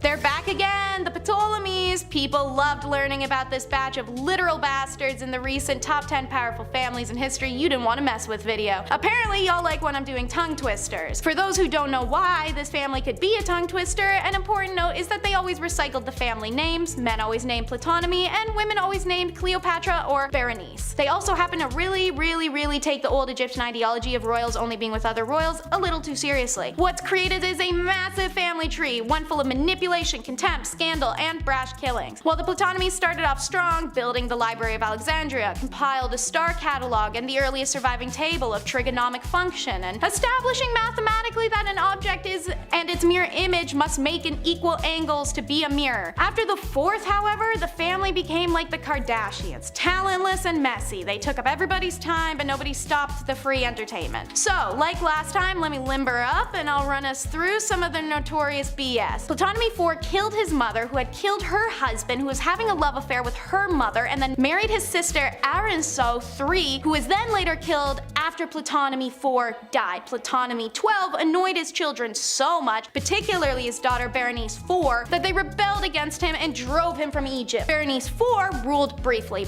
She probably had her sister killed. She certainly had her husband strangled, who wasn't a family member. She was beheaded on the orders of her father. Ptolemy XII. Ptolemy XIV was the younger brother of Cleopatra VII, that's the Mark Antony one, and possibly poisoned by that same sister. Ptolemy VII was then killed by his uncle, the next Ptolemy VIII, at a wedding feast, or he may have been killed by his own father, Ptolemy IV. Scholars disagree. It's so messy, my mouth's so dry. Let's go on to the next one. Our favorite bearded lady was part of this family. It's the Thutmose line. Granddaddy Thutmose I became king after Amenhotep died without an heir. Probably one of the previous monarch's generals, he came to the throne around age 40 and is thought to have ruled for a little over 10 years. Historians have generally described Thutmose II as a frail and ineffectual, just the sort of person that a purposely shrewish Hatshepsut could push around. Public monuments, however, depict a dutiful Hatshepsut standing appropriately next to her husband. Wife to Tut II, Hatshepsut failed in the more important duty of producing a son. So when Thut II died young in 1497, yet again, the throne went to a harem child. Duly named Thutmose III, this child was destined to become one of the great warrior kings of Egypt. But at the time of his father's death, he was too young to take the rule. As widow, Hat became regent leader until Thut came of age. Within a few years, however, she proclaimed herself pharaoh, a vile absurd. And the 7 years past that point, she'd taken up cross-dressing imagery. Once depicted as slim and graceful queen, is now full-blown, flail and crook-wielding king with the broad, bare chest of a man and the pharaoh false beard, but also still long flowing hair and feminine features. Upon Hat's death in 1458, her stepson, then likely in his early 20s, finally ascended to the throne. Thutmose III was a skilled warrior who brought brought Egypt's empire to the zenith of its power by conquering all of Syria and crossing the Euphrates. The spoils from his many wars made Thutmose III the richest man in the world. His military accomplishments are recorded on the numerous monuments he built himself. Starting us at number 10 is the Golden Age of Porcelain. I'm the first to say that this won't necessarily be unsettling, but the Ming Dynasty's creation of blue and white porcelain pieces changed our world and created one of the most identifiable styles of porcelain to date, so I should talk about it a little. This golden age was from 1402 to 1435, specifically for blue and white porcelain. The blue paint was brought back from ancient Persia by Emperor Zheng after voyages to the west. Expert potters would use local clays and imported Persian cobalt to create some of the Ming Dynasty's most popular trade items and motifs. Some of the pottery and its motifs were actually intentionally made for the export of trade products so they'd appeal more to the Ottoman world and eventually to the Europeans. The first imperial kiln of the Ming Dynasty was built in 1368 and ran until 1644. In fact, China's pottery was so revered around the world that during the Ming Dynasty, when it was at its peak, King Manuel I of Portugal instructed naval man Vasco da Gama to bring back two precious commodities, spice and porcelain. 2 years later, da Gama returned, having lost half his men but holding a dozen pieces of Chinaware. During the chaos following the Ming Dynasty's collapse, exports to Europe were interrupted, spurring the production of Delftware, the blue and white Chinese-style porcelain that's made in Holland. Paper to metal is number 9, how the Ming Dynasty did the reverse of what we've done now. It was pretty unconventional of them to swap from paper currency to metal, and it ended up detrimental to their society. Usually, monetary society starts with coins and graduates to paper money. This did happen in China, with paper money being introduced by the 7th century Tang and 11th century Song dynasties. But in the Ming century, the paper currency was unstable, and that led to it being replaced by coins. They chose to make the coins out of silver because the new demand for Chinese products worldwide led to a large influx of the material, mainly from the Spanish Empire and Japan. Chinese coins had holes in them to be carried easily. People would thread the coins on a string and hang it from their belts. Large payments could be made in strings of 1,000 or 100 coins. But in 1639, there was a trade dispute regarding the treatment of Chinese merchants in the Philippines, which had China's silver supplies cut off. A drop in imports spiked the value of silver and people began to hoard it, which only exacerbated the crisis. Naturally, the peasants were the worst hit since they paid their taxes in silver while conducting crop sales in copper. This economic crisis, along with the natural calamity, rebellion, and foreign invasion and instability of the court at the time, are the main reasons for the decline of the Ming Dynasty. Let's take a walk! Number 8 is the Great Wall of China, and man is it actually a hike. It's 4,500 miles long and dates way back in the centuries BC when Chinese rulers first built the border fortifications to keep the northern armies at bay. But this technically wasn't built 100% by the Ming, which I'm sure some people were muttering to themselves at home. Rest assured, it's known that between 204 and 201 BC, an earthen Great Wall was built by hundreds of thousands of conscripted workers. It's in the late 1500s, responding to new threats at their northern border, that the Ming emperors began a mission to reconstruct the wall into an impenetrable force. The Ming Dynasty contributed more than any other dynasty to the wall. Most of the wall remaining today was built or repaired by them. It was rebuilt out of local granite, limestone, and fired clay bricks that had sticky rice mixed into them to reinforce their shape. This dirt wall became the taller, thicker, longer wall, featuring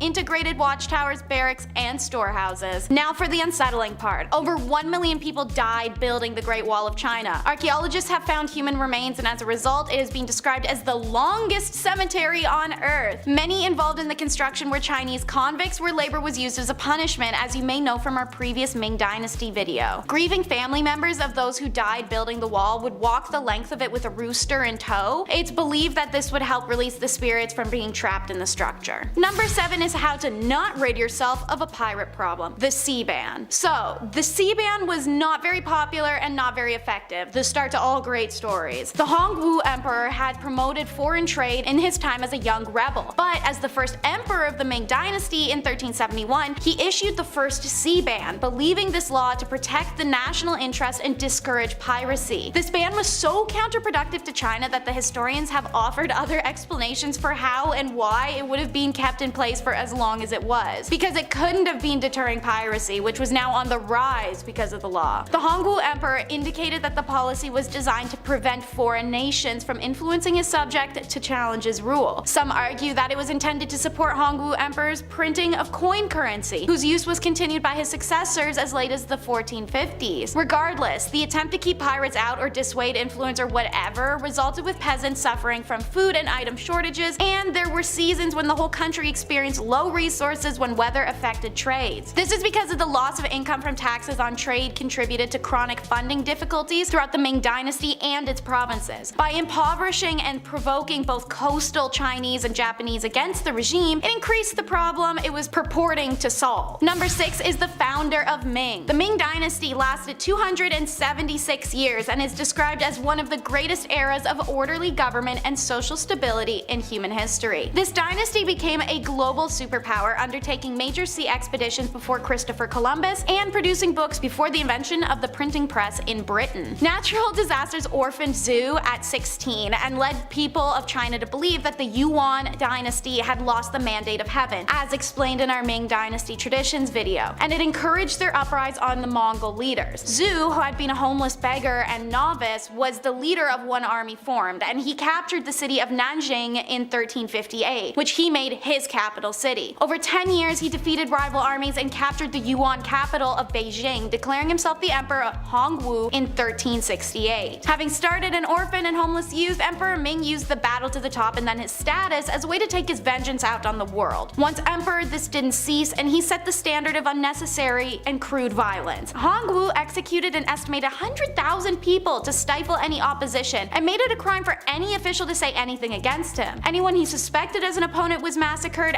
as was their whole family. He'd even slaughtered an entire neighborhood simply because one resident spoke out against him. He used torture to terrify enemies and commoners alike. He had thousands of concubines killed in his service, including full-scale massacres. When Hongwu was dying in 1398, he even ordered his physicians and concubines to be put to death when he passed. Number 5. The Scholars. The Gupta Empire was home to a great deal of scholars, notably Varahamihira and Aryabhata. A great deal of accomplishments that are traditionally claimed to have been made by European scientists during the Renaissance were actually made within the Gupta Empire. This includes the theory of Earth rotating on an axis, the identification of 0 as a number, and the original development of chess, known at the time as Chaturanga. We all thought that the Romans were the first to invent the 7-day week, right? Wrong, bucko. The concept actually appeared within the Gupta first, and was likely carried over by travelers. Some Euro dude discovered that the Earth was round, right? Wrong, babe. That was all Aryabhata. And the dude even figured out how eclipses worked while everyone else was just freaking out that the sun had disappeared or some nonsense like that. Number 4. Kumaragupta's founding of Nalanda University. While originally beginning life as a Buddhist monastery, Nalanda's history begins with its founding at the hands of Kumaragupta as a sort of passion project. This was gleaned from a monarch seal that was found on site, identifying Chakraditya, another name for the emperor of the time. He was not the only contributor named, as a great deal of his successors expanded and grew the university, allowing for studies of a mass and great diversity. This further implies the extreme religious tolerance of the community, going so far as to allow the inscription of multiple different religions' deities on their walls. Number 3. Feudatories. As we start to draw to the closing of this list, we must begin to discuss the factors that led to the Gupta Empire's eventual downfall. While we'll get into the specifics later, when the Gupta Empire began to lose both money and territory, one of the unique elements was the way in which the empire actually dissolved. Where one might have reigned again, without the guiding hands of the Guptas, India was once more dissolved into numerous kingdoms. Whether the empire was a good place to live remains to be seen, but the most important thing to understand was the way in which it acted as a glue to hold everything together. Without the guiding leadership of the Guptas, the old management became new once more, and things resettled to the way that they'd been 2 centuries prior. As much as things may be permanent, they can just so easily fall apart. Number 2. The Hun invasion. Oh lord, the Huns. There's a lot to talk about with them, but in regards to the Gupta Empire, their impact was quite severe. The Alkan Huns, led by Tramana and Mihirakula, invaded, managing to take nearly half of the Gupta's northwestern half by the 20th year of their invasion. It would take another 28 years for a grand total of 48 for the Alkan Huns to finally be repelled, by King Yahodharman. The effects of this prolonged conflict saw the Gupta's power having been seriously diminished. Everything they built had just begun to collapse, from religion to finances. Even if the Huns didn't take the empire in conquest, they most certainly ensured its downfall. Number 1. The fall. While the socio-economic downturn instigated by the Huns was long considered to be the final nail in the coffin for the Guptas, recent findings have begun to determine that there may have been another reason. In 2019, the archaeologist Shankar Sharma discovered evidence that implicates the regions of Bihar and Uttar Pradesh were struck with apocalyptic flooding, shown by silt deposits with depths from 0.6 to 2.5 meters. Another piece of evidence points to 2 accounts of Chinese pilgrims which occurred 200 years apart from one another, one detailing the beauty of the region, and the other commenting on the horror of seeing so many destroyed temples. While the Huns' invasion certainly would have killed the Gupta Empire eventually, this flood was likely the final impact that ensured their demise. Alright, so number 10 is Ziaji. This emperor's rule is highly disputed, but it's speculated to have been from 1728 BC to 1675 BC. There's no conclusive archaeological evidence that confirms that this first dynasty in traditional Chinese history, Xia, even existed. This includes no written records about Xia during the Shang dynasty, which would have supposedly been the dynasty that replaced it. But that doesn't dissuade the belief it existed, and how its final emperor was a tyrant. He was reported to be emotionally and physically cruel, intolerant of criticism, and full of bloodlust. He was also quite the self-indulger, obsessed with intercourse, luxury, art, and entertainment. And by the way, entertainment ranged from his dancing concubines to literal torture of his subjects. Xia has an expansive list of crimes and abusive behavior. Sometimes he rode his advisors like horses, forcing them to crawl on hand and knee. He constructed a lake of wine and had it filled with nude swimmers, both female and male, for his favorite consort. He also enjoyed sentencing people to slow slicings or beheadings just for criticizing him. His outlandish behavior was his undoing. The kingdom of Shang alongside other kingdom sects came for Xi, and after many battles he and his empire was defeated in place of the Shang dynasty. Number 9 is Sui Yongdoi. His reign from 604 AD to 618 AD, and he's remembered as the second emperor of a short-lived Sui dynasty. He appears in many Chinese literatures that feature terrible Chinese emperors for his wasteful projects and endless crimes. Even historians believe him to be the worst of the emperors. See, good old Sui directly caused the death of millions of Chinese commoners and bankrupted the treasury. For example, his reconstruction of the Great Wall of China resulted in the death of 6 million workers. Another is while his troops succeeded in conquering Champa in what's now southern Vietnam, thousands of Sui soldiers died from malaria due to the unpreparedness. But one of the most famous examples remains how a mere slight caused him to order an invasion into a Korean kingdom. It was terribly mismanaged as he was the one overseeing it and had no experience, and it resulted in hundreds of thousands of Sui soldiers dying from famine or elements. His rampant impulsivity ultimately brought revolts through China, and in 618 the despised emperor was killed by his own top general in a coup, and the Zhou dynasty was then replaced by the Tang dynasty. Number 8 is hubris of King Zhou of Shang. It would be his downfall, ultimately. In a feudal society of forced servitude, it's no wonder that they managed to conquer surrounding barbarian clans. They had an elite army and a strong civil obedience. This is because Zhou is cold and has no compassion.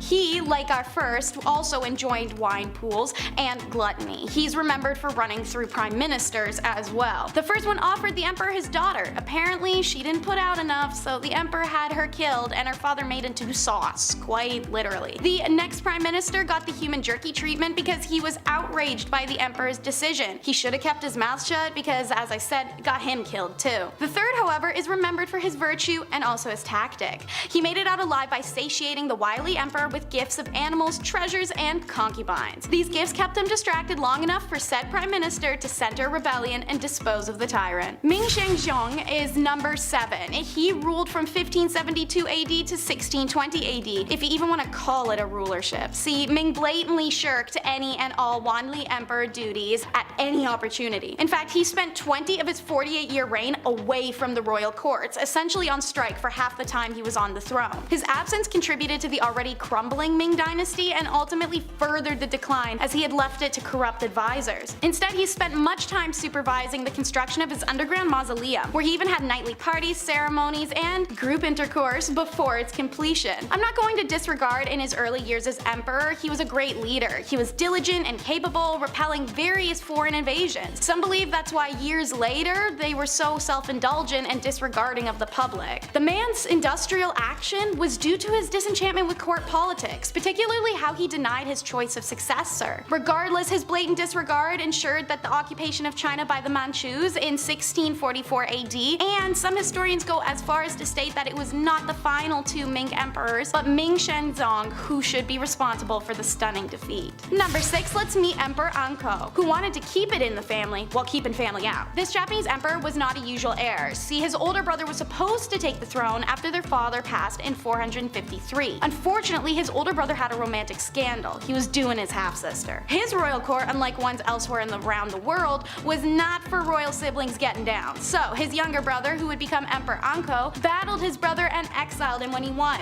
After taking the throne from incestuous big bro, Emperor Anko built a succession of violence and reigned with an iron fist. But like I said, they were keeping it in the family. Ank sent a messenger to his uncle proposing a marriage for his younger brother. While his uncle agreed to the idea, the messenger chose to spice things up and just lie to Anko that his uncle had rejected the offer. Anko, notorious for his blind rage and kill first ask questions later attitude, did exactly that. He had his soldiers capture and kill his uncle and then bring his captured aunt back to the kingdom, where he made her his wife and empress. Now stepfather to his nephew, Anko was right to be nervous that the boy might want revenge. Ironically, whilst he was laying in his aunt wife empress's lap, the child ran up with a sword and stabbed him to death. Number 5. Book burning. This is one of the more tragic stories, but it's gotta be talked about. During Qin Shi Huang's rule, Chancellor Li Shi convinced the emperor that all records excluding the Qin needed to be burned. Not only that, but anyone possessing copies of the Shi Jing, the Shu Jin, and or any other writings from the 100 schools of philosophy had to turn their copies in for summary roasting or they'd get whacked. Not only that, but he suggested a mass state of censorship, which was the actual censorship and not the kind that you right-wing morons whine about happening in video games or whatever.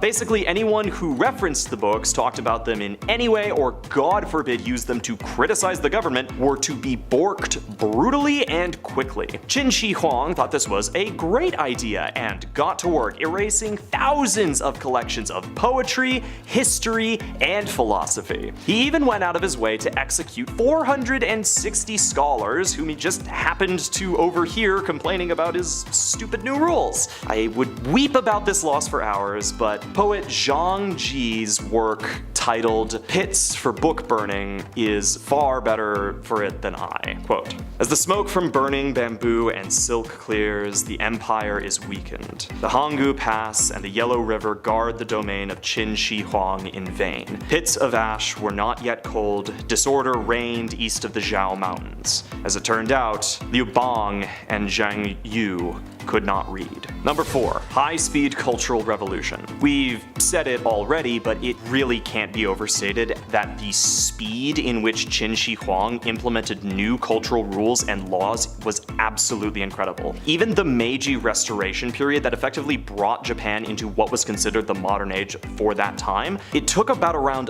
21 years, and that was a messy affair that could get an entire video by itself. But consider the relative population contained within China. Consider the size of China and the size of the Qin Empire. All of this territory was shaped by a period of about a decade and a half, to the point where it wouldn't be until 1912 that there would be a major upheaval to this system. Obviously, it saw improvisation, adaptation, and change over the years, but just as Qin Shi Huang was laying the foundation for a wall that he envisioned would span the entirety of China, I wonder if he knew that the system of government that he was implementing would last nearly as long. Of course, the means by which this was achieved involved massive cultural manipulation and fascistic ideals, not to mention the body count. Actually, no, let's mention that. Number 3.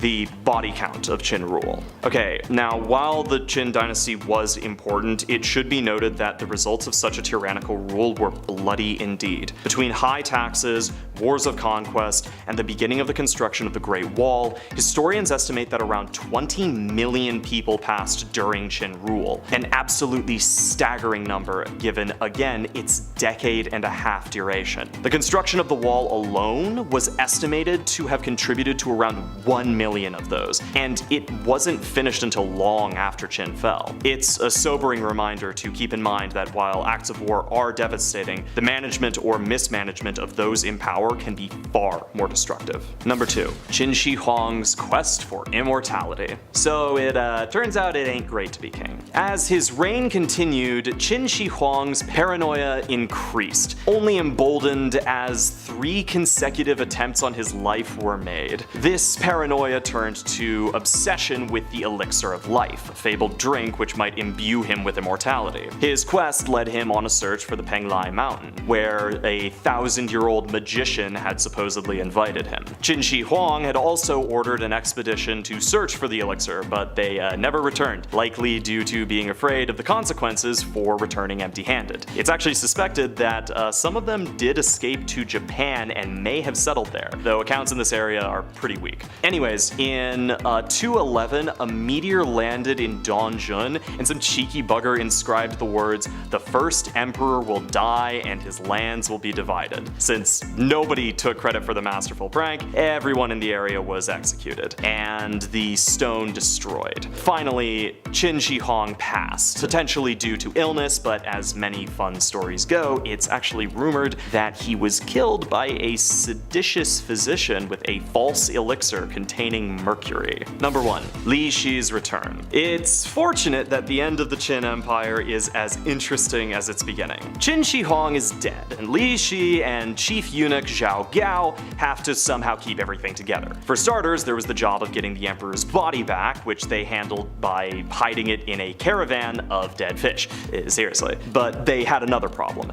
They just flat out didn't want the emperor's choice of successor, Fu Su, to take the throne, as it'd probably mean that they'd lose their jobs. So betraying the newly passed emperor, they tricked Fu Su into taking his own life by giving him a falsified document from his dad that just told him to do it. Zhao Gao then betrayed Li Shi, charging him with treason, and the conspirator was subjected to the 5 punishments. Mo, where the offender is tattooed on the face with ink; Yi, where the offender's nose is cut off; Yue, where the offender's feet are cut off; Gong, where the offender's are removed; and finally Da Pi, which was carried out by chopping at the waist. It'd be easy to say that Li Shi was half the man he aimed to be, but just please cut the joke here, that was really stupid. Number 2.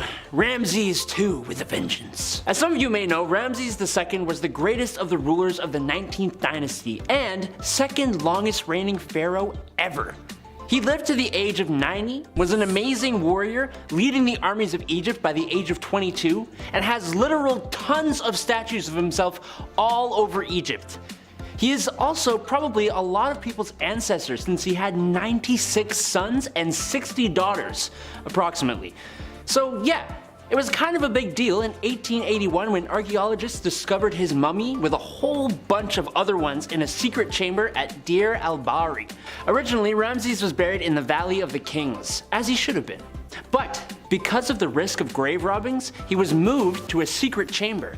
And then, after his discovery and stay at the museum in Cairo, he was moved again in the 70s, when he got a passport to travel to Paris. This guy gets around.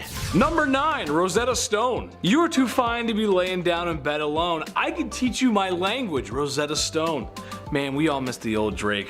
Girl, don't tempt me. Anyway, speaking of diamonds in the rough, the Rosetta Stone. Pretty shocking and important find. What is it? Well, basically it's a large stone tablet that has the same paragraph written on it in 3 separate languages. Why is this so important, you may ask?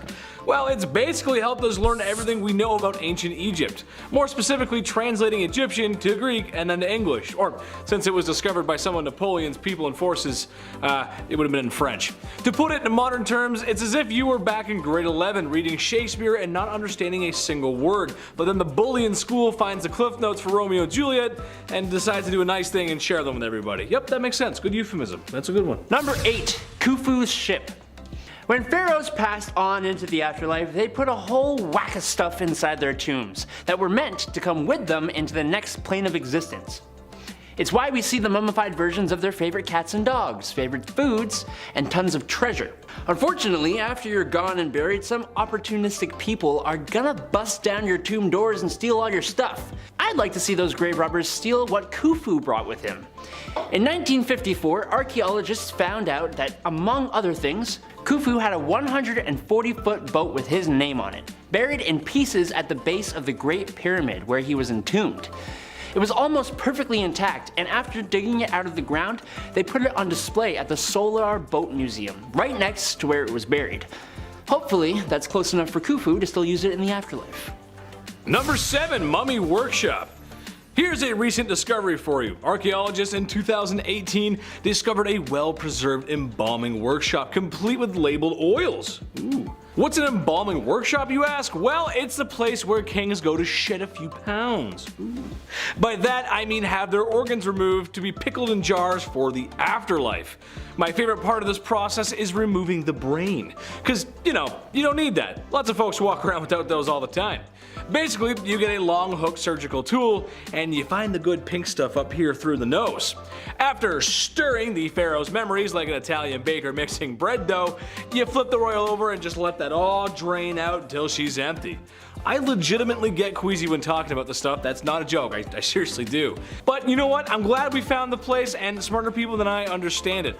All I know is that if an Egyptian embalmer asks you to lick the spoon, you say no. Don't do it. Number 6, Construction Manifest. You know, a lot of people include the Great Pyramids of Giza on their list of Egyptian discoveries. But like, how could you miss them? You know? What stumped people about the pyramids is how they were built. So for our next discovery, how about the discovery of a port in 2013 that had a piece of papyri? Isn't that so much more exciting than a massive 138-meter tall building? The piece of papyri actually was a sort of manifesto for those massive buildings. It basically said the limestone used in the Great Pyramid was shipped from a quarry at Tura to Giza along the Nile River. It also said that it took 4 days, and it talked a little bit about how long Khufu was in charge of Egypt and the guy who was in charge of building the pyramids. See, it's very exciting.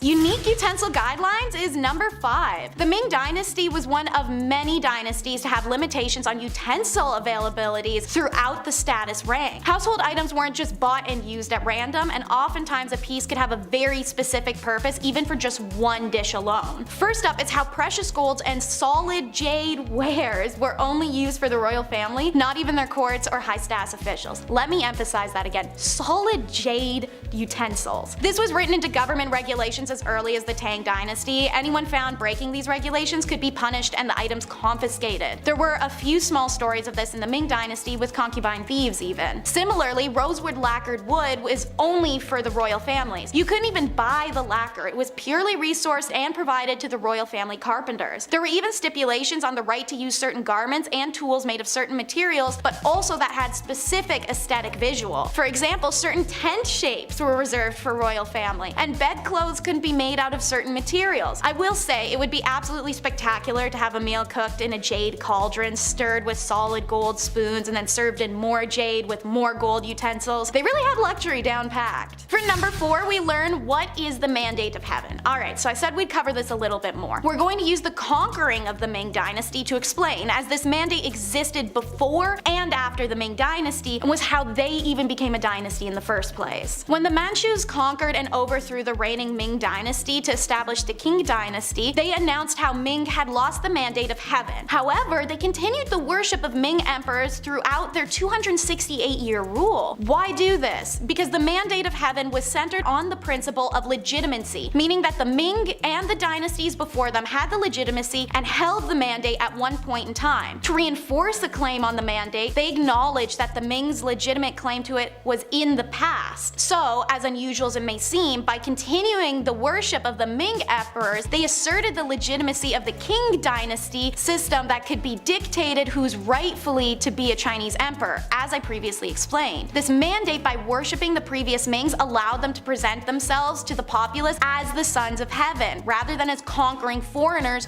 who had no legitimate claim over China. This was done by anyone who conquered China as foreigners in order to be seen as the new power. Once in the title of Mandate of Heaven, the emperor was the mediator between heaven and earth and a major participant in all cosmic actions. He must conduct himself as such, or there could be serious repercussions. If things went wrong, a bad crop year for instance, the emperor could be held responsible and even overthrown. When such an overthrow would take place, it's understood that the emperor had lost Mandate of Heaven. So yeah, ancient China was actually just really classy and fair about how they overthrew people. Number 3 is ritual music system. So, divided into two parts, ritual and music, each side had a purpose. The part of ritual is to divide people's identity and social norm, forming hierarchy. Meanwhile, the music is based on that hierarchical system's etiquette, using music as an alleviation of social conflicts. Developed from older shamanic traditions, it seemed to have a cosmic significance and representative of balance between yin and yang, the fire elements. By regulating ritual and music, it strengthened the people's concept of hierarchy in society and played a role in establishing authority and standardized rulings across civilization. Seeing music and rituals surrounding it divided by class structure is truly unique, as it's unusual, only being found in this region of the world at the time. Dance at the time in China was also associated with sorcery and even shamanic ritualism. Documented in ancient records, there are examples of performing rain dances in times of drought. It was also believed you could communicate between God and man via dance and music. Number 2 is the meeting rites. Who knew meeting someone or introducing yourself could be so complicated? Meeting rites were important and differed per individual, especially as gifts were presented in accordance to this ritual. Ordinary people and officials had to kneel when seeing an emperor, and low-ranking officials did the same when meeting a high-ranking official. To meet an official of any kind, you were to visit their reception and deliver a name card request. You may only see that official if the request was approved. It's all about respect. While the most complicated it would get for officials to meet one another was to do a slight bow and fold their hands in salute,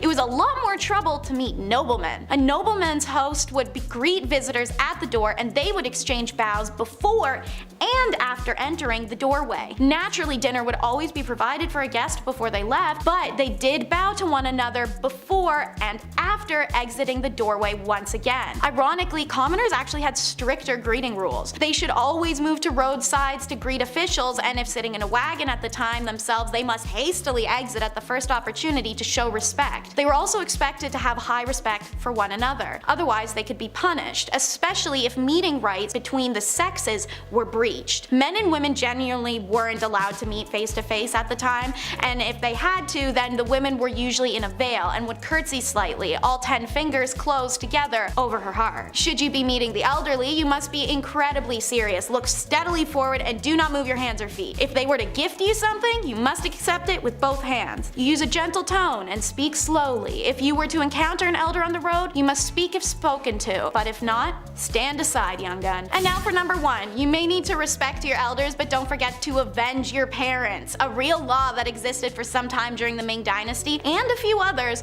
was that one must avenge the murder of their parents. The reason for this, as I'm sure you can guess, goes along with the heavy respect for elders in Chinese culture. While that's not unusual by any means, many cultures had this mindset, the open encouragement of this type of revenge is very unusual and unique. Especially because you could still be punished for this revenge even if it was encouraged by society. You're not supposed to accept living in the same world as someone who has killed your parents, as they were seen as the enemy and scourge of the earth. For this reason, many revenge stories were spread through Chinese literature.